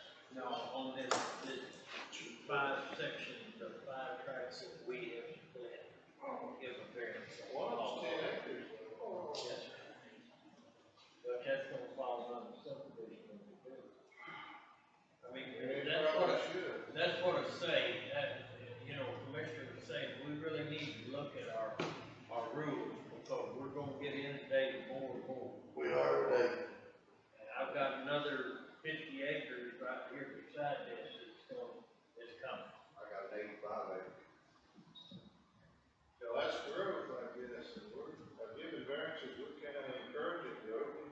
We won't. Yeah, we won't, but the thing about it is, we don't want small track growth, you know, you know, like. No, you said that wrong. We don't want to grant a variance to cause a problem for somebody in the future. And that's it, because I have one that we've been working on for a while now, where the people didn't get a variance, they just decided they were gonna split it up themselves. And it became problematic for them, and the mobile home place wouldn't deliver the mobile home, and that's coming for variance. And to do it the way they wanted to, they'd be landlocking somebody in the future, so we're making them go back to correction now. And You know, we're trying to avoid those type deals. Of course, here again, if this was on a state highway, it'd be a totally different situation. But now, I mean, it's on one of our county roads, like Commissioner said, we need to grab that extra 30 foot, because this is gonna be a high traffic road right here. We're gonna be. All of them wouldn't do, you need to do that. Well, one, you've got your drainage easement around the boundary of every lot. We've got more than 50 foot frontage, and you're gonna get the extra 30 foot on the road. And if she can get that road in the deed restrictions for not dividing the crowd, I'm good with that. Is that good, Trish? You can get that? I'll make a Yeah, we can motion. get all that in today. I'll second it.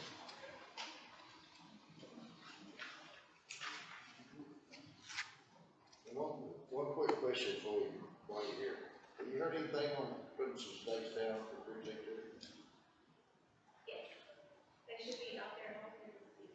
Don't forget to call me when you go out there. Thank you, thank you. You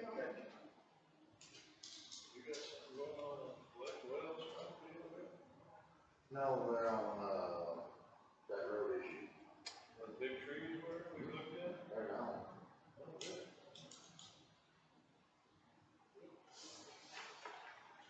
I was gonna continue to bring that back and show you. You've never seen me up there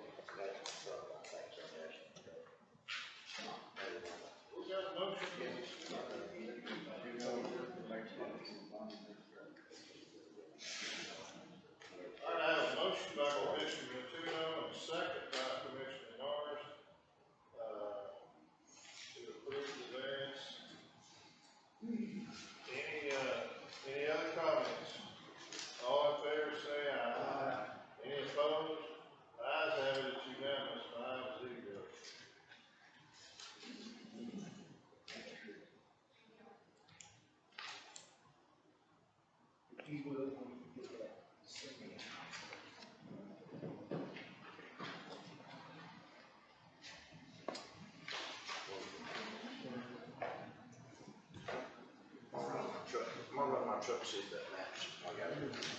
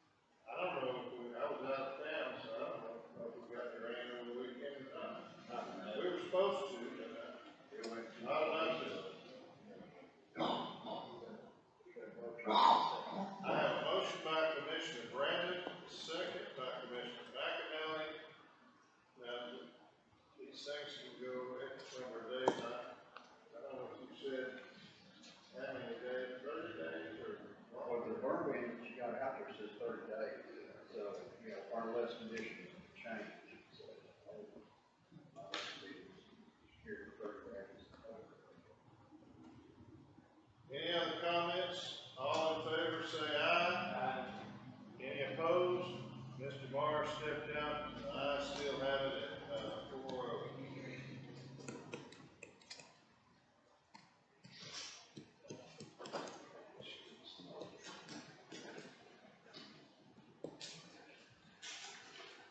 We just approved the burn ban and Shepherd while you were gone, no, and the rest of the We need it. We need it.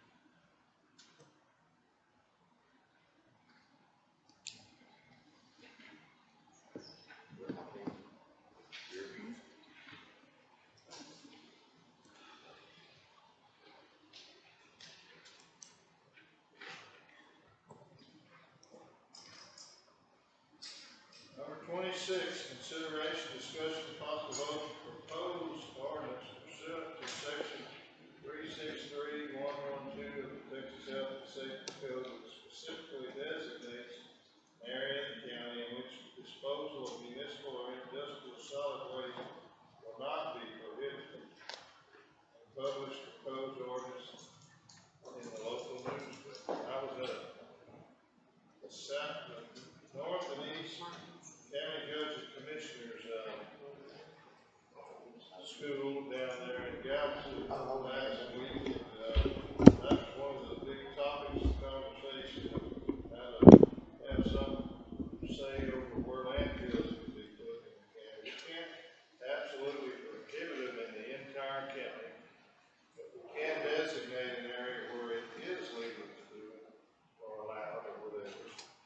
Of course, that's just at our level. If we approved in there one, and they still have to apply to TCEQ state, and then they determine whether or not to allow it. They have the final say. I don't have any particular area in mind. I just think we may have talked about this a few years back, and it never materialized. But I guess from one point of view, I think we have an application pending in the county. I don't think it's been finalized. It's not been finalized. We had lots and lots of people that expressed displeasure about a landfill going in. This can't prohibit it where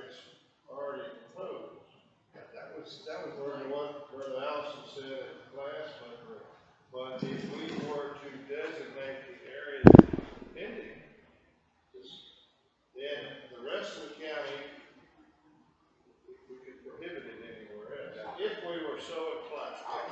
There's two, well, there's two rules that are in effect here.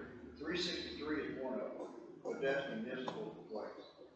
364 is county. And county is the one where you pick that area. The problem we ran into with the current application is the policy has to be in effect prior to them filing an application. Right, there's been an application for, I don't know, several years. Yeah. That's a long process. So that's where we're at right now. So I put out today, remember I said a couple of times I was working on one a couple of years ago, actually it was kind of coincidental because I met with Allison Bass McGee, that law firm is the one that he deals with. And it was at the same conference in Waco 2 years ago that I met with him and we came up with this like deal. It's been passed and approved in one other county. And so anyway, it's there for y'all to look at it and agree with it. Where's it at? I didn't see I it. laid on it. This problem. Because I covered both 363 and 364. Just to make sure. Well, and the way this thing works, we can't just approve the motion. All we would be doing was, we have to run in the newspaper for two consecutive weeks, and then at a meeting after that, then we would actually, approve it. And the publication would have to have a statement of the time, place, and date. The Commissioners Court will consider the proposed ordinance and give notice that any interested citizen of the county may testify at the hearing.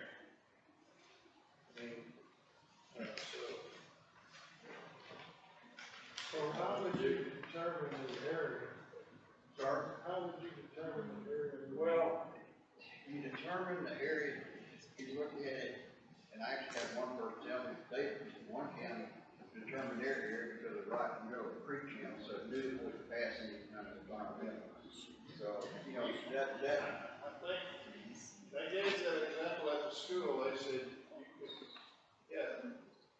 you could put it in you can't put it in a place where it's impossible. Like we couldn't designate an area in the flood zone, because I don't think you can do it in the flood zone. But yeah, there has to be a possibility that they could do it, but and for instance, they were suggesting, most remote, far away, way off the road. Don't pick a spot right on the main highway. Easy access. Those people that were talking they were proponents of not making it easy for one to happen. That's exactly correct. Nobody wants a landfill in their backyard. They are necessary. We have an application that's pending, and it's in TCEQ's hands, but if we designated that area, And that we could actually isolate the rest of the we've county. done what we can to protect the rest of the county. And Yeah, the only thing we need to do. Yeah, the only thing we need to do. we do have to designate the area. We have to designate the area, and we talked a couple of weeks ago, and I think they were supposed to issue, I was gonna ask Trish if they even sent their development permit over. That's one of the keys. Because I've got to get They that. describe their application, doesn't it describe? I don't know if it's, these guys said, well, it can't be less than, say, 200 acres, but I don't know how much acreage is in there. Their total acreage, they have a 2,000 acre area they own, but you're only talking about development of the first phase, 120 acres. But their amended application, what they've done is they bought property there on Cross Story, that's not great, that is no longer going to be used for going in and out, jail and all this, including, it's going right off of Cross Story. That's what the application.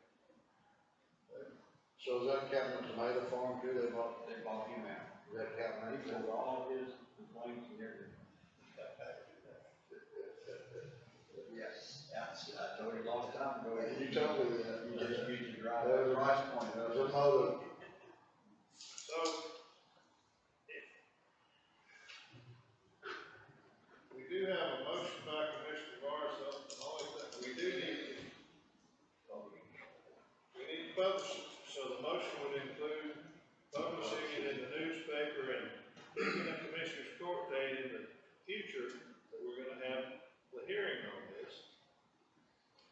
And we should try to, we have to describe the area that we're talking about. And if you said something like the acreage in The current attestation area across Warrior Train between jail offices and Kean Street's application. yes. Kean Street environment. What? Kean Street environment, yeah. Okay. I'm sure we could probably come up with verbiage to. Well, wouldn't that make them the only one that could possibly be good? Yes. That's a motive. No, it ain't the motive. It's not the motive at all. We just have an application pending on it already. They own a couple thousand acres. And if they want to sell part of that area to somebody else and let them open one, that's their business. We're not sitting up here trying to create any kind of a monopoly. We're trying to protect everybody else in the county that hasn't filed an application. Just like if the rules were the same on the SOB, you can have one if it's already the same definition.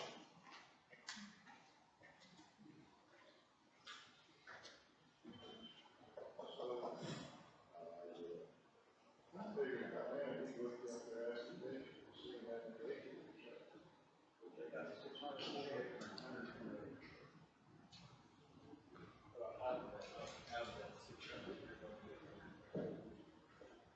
They got 120 here, 600 all here.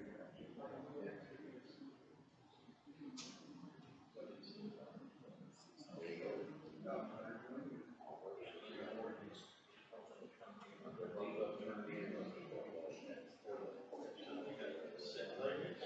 There's a separation between the first 120 of the last 20 years and then at that point in time. Where?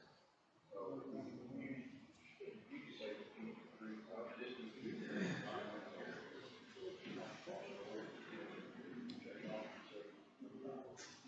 or 201, I'm sorry, it goes to 201.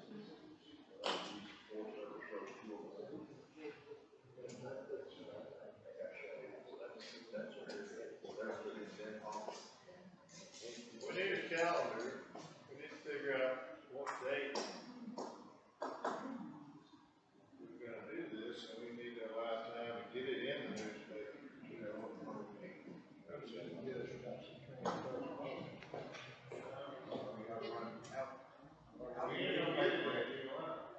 Two weeks, yeah. Newspaper, depends on the newspaper ad running. So you need, what, a week to get an ad in? Actually, if we can get it in before Thursday, it can run for 2 weeks after that. So if we can get it in Before Thursday, tomorrow, that ain't gonna happen. Okay, so then the next Thursday would be the 3rd of August, and it would run in the paper on the 10th and on the 17th. 10 and 17. And what did he say? That is what you said, right?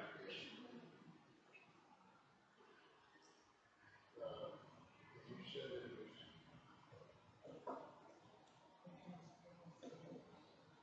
Hundred and 20 acres and 600 acres. What is 640 acres?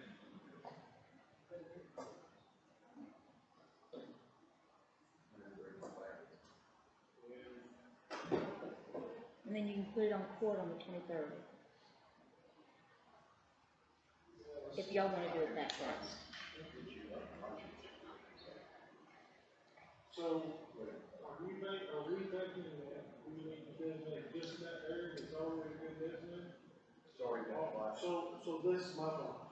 It sounds like we're monopolizing for the. You wanna put a spot up there and stay up there? I do not, but I'm just telling you, it sounds like we're monopolizing.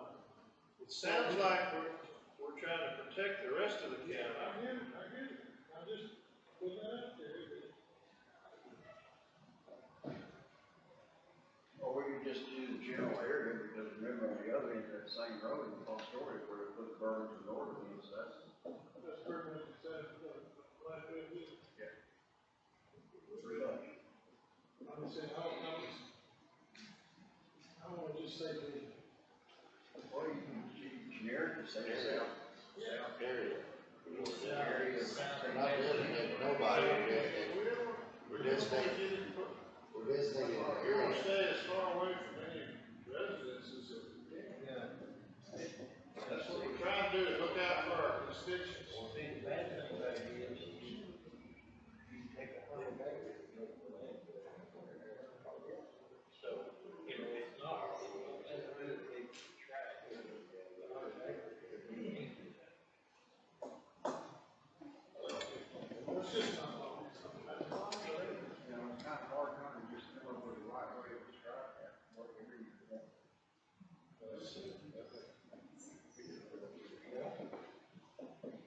Yeah, well, Mark says he doesn't want to discriminate.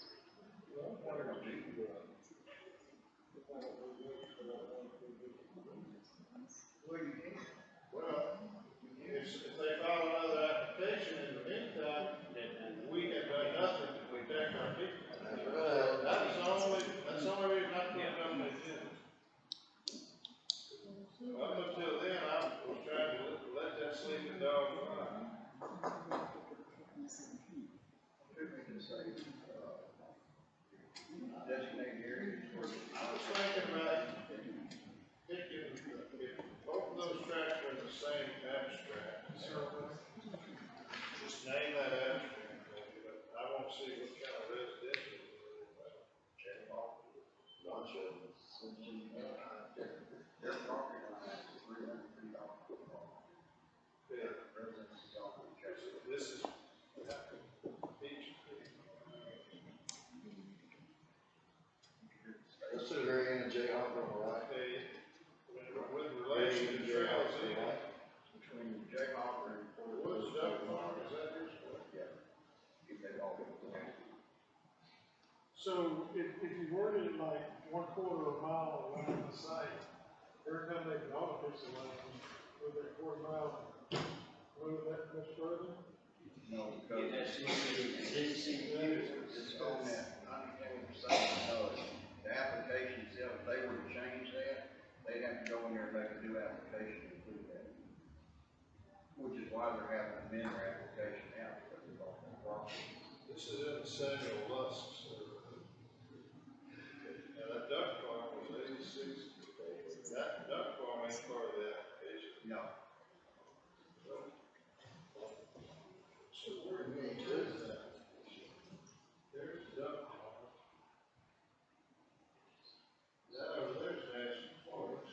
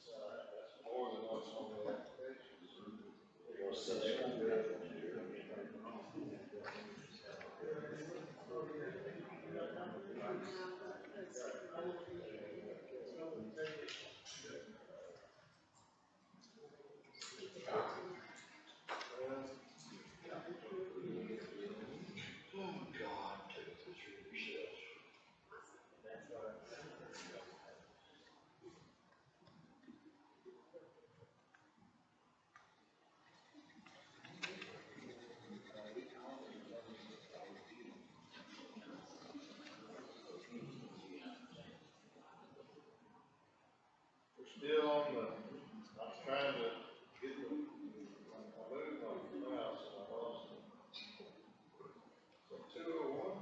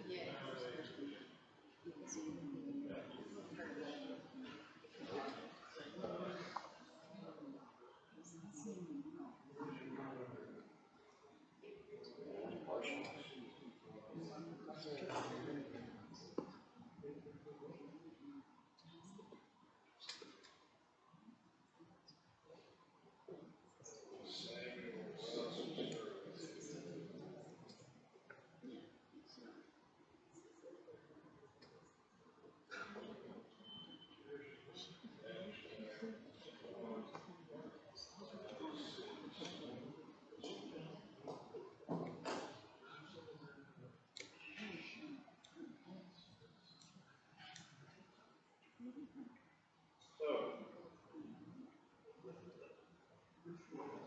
Mr. Norris, can you amend the motion to say that we're going to advertise in the paper for 2 weeks, and we're going to meet August 23rd, consider this issue, and that it's on a, let's see,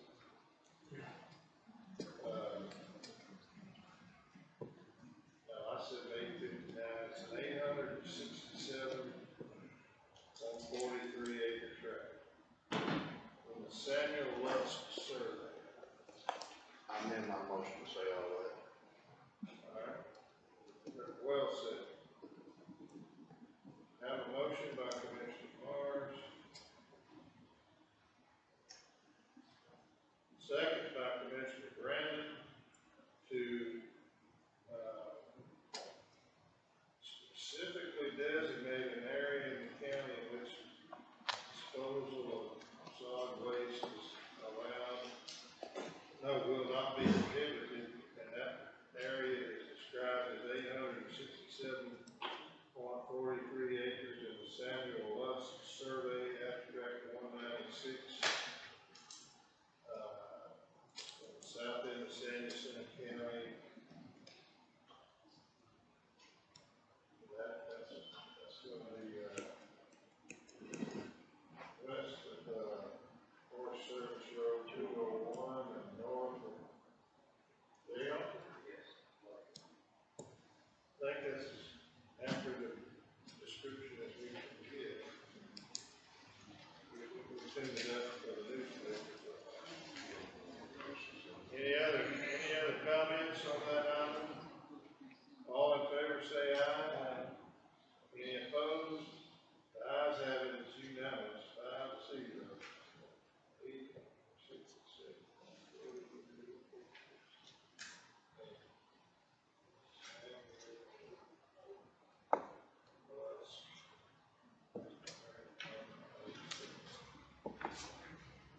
To address your comment about monopoly, another firm came in somewhere in the suitable area and wanted to apply for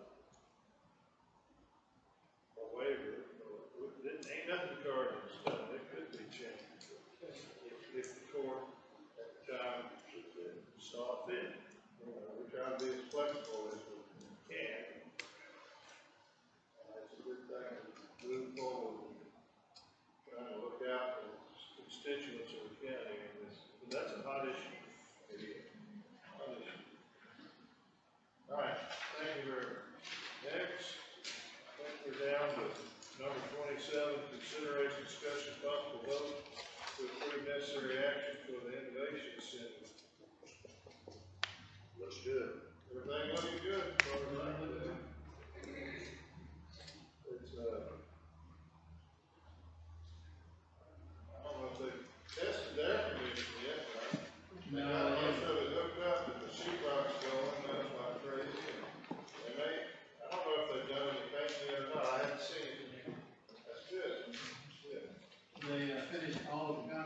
except for the light holes that we're gonna pull off on. What, the which hole? The light holes. Light holes, okay, sorry. And they've got a couple of sluice gates that need to be built around the driveways to the road. So, yeah, it's going on. I hope they stabilize them before they're working out. Well, that's what I'm talking about, the sluice gates there, and then it'll stabilize. No, I mean, right there on the edge where it's the ditch. This is exactly what I'm saying. Back up and go there.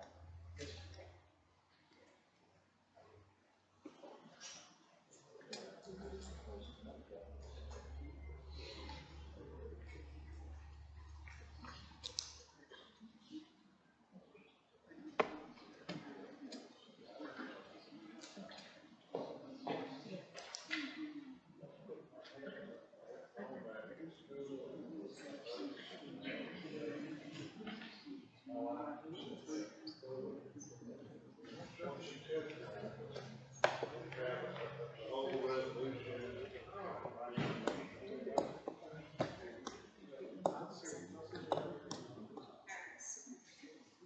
We're not gonna actually sign this until we have the public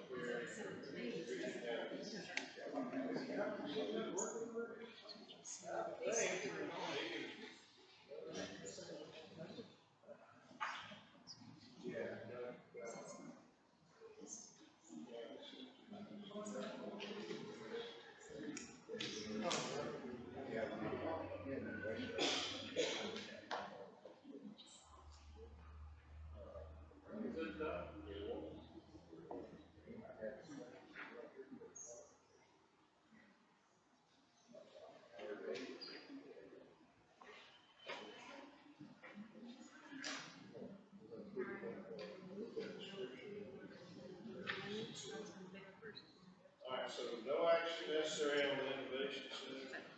Can we get copies of this? That can pay the bill.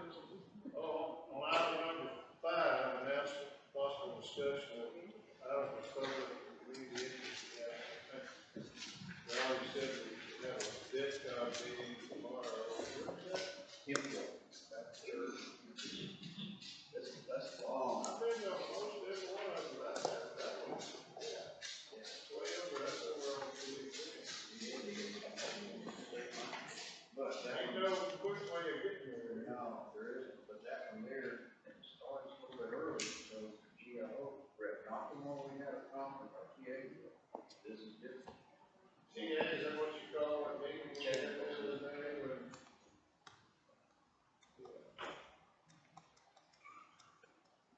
We kind of three little bit on it and go to the,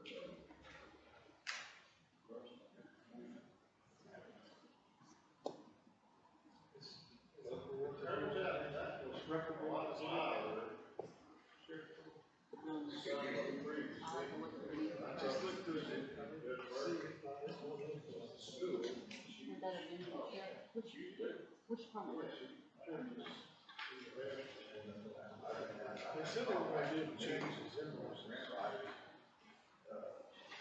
they had a meeting later on today with another county that enhanced it for Florida, just like it doesn't. Well, this issue that we're talking about, we've got to go on to item number 5. The county has significant amounts of applications for grant funding, for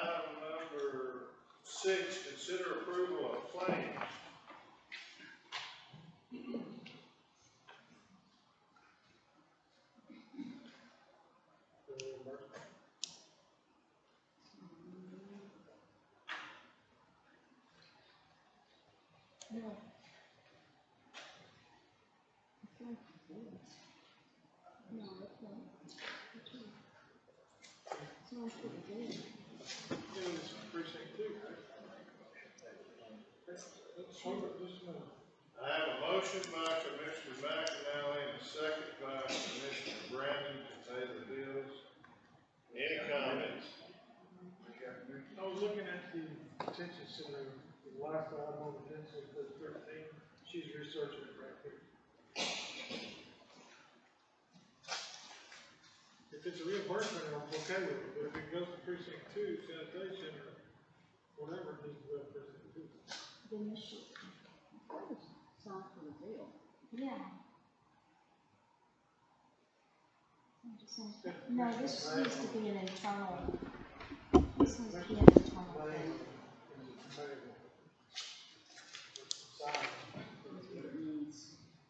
It needs to be just an internal journal because it's not just something precinct 2. One-sided 24-inch sign points. You take care of that. Yeah.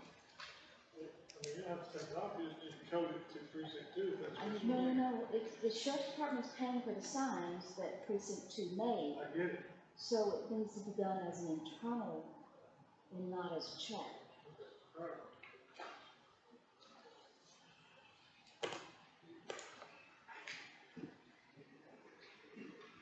I'm just saying, if you can involve them out of his own pocket and he's wanting reimbursement, that's a different story. Right. But it doesn't look like that, so I can confirm it with him when he comes back. If you want, we're gonna make sure it goes to the rest of Any other comments?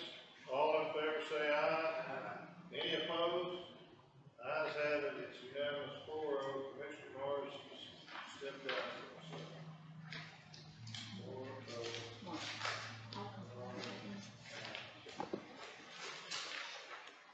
Item number 7, consider approval of budget amendments and revenue certifications.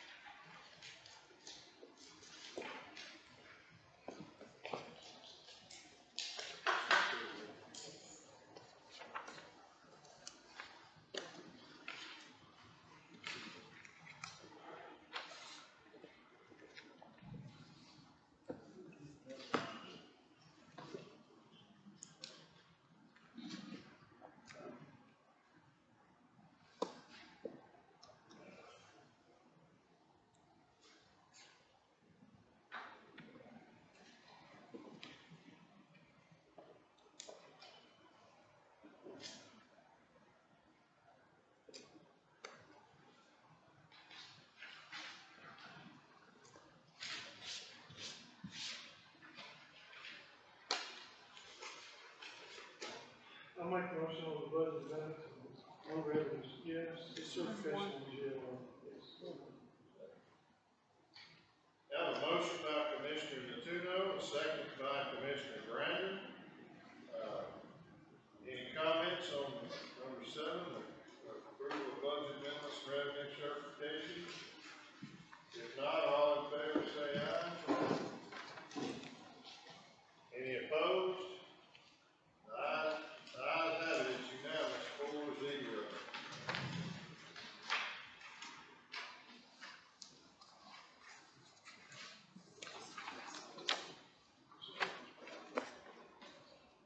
Item number 8, consider approval of minutes of meetings, budget workshop meeting, 08, June 08, regular meeting, June 13, monthly meeting, June 20th.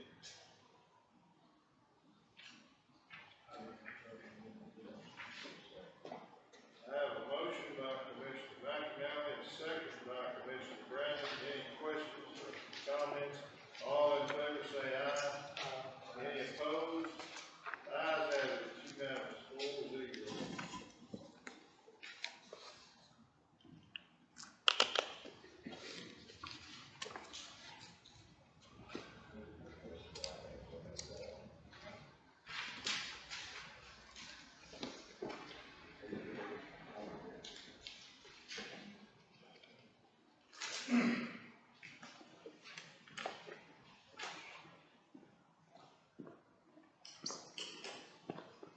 Hey, I don't know if you're aware, our sanitation budget this coming year is only like $35,000 on the dump fees. Because of that dam, that, yeah, that fee they had on it, fuel surcharge, 35,000. Oh.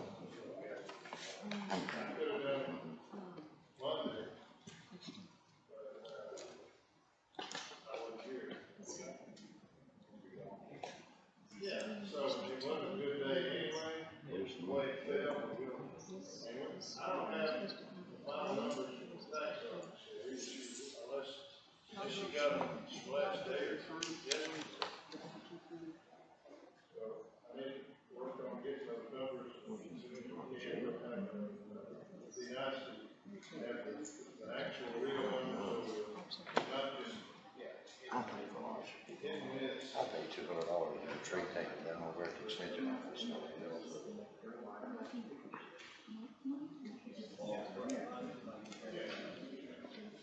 I don't think so. Item number 9, receive and consider approval of June 2023 departmental reports. We actually have some martial reports, I mean, I got some sent to me. Yeah, I did too. Throw it and send them to all the other record. They sent them when Good. I think we can environmental, historical report presentation right here. And we get animal control, sanitation, I gave you sanitation. I gave y'all sanitation. What about different work? Yes. Yeah.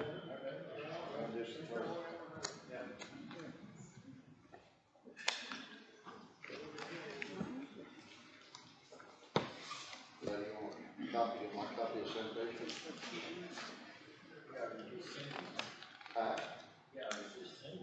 I'll send it to you. All right. That was motion by Commissioner Mcanally, second by Commissioner Brandon. Any questions? All in favor say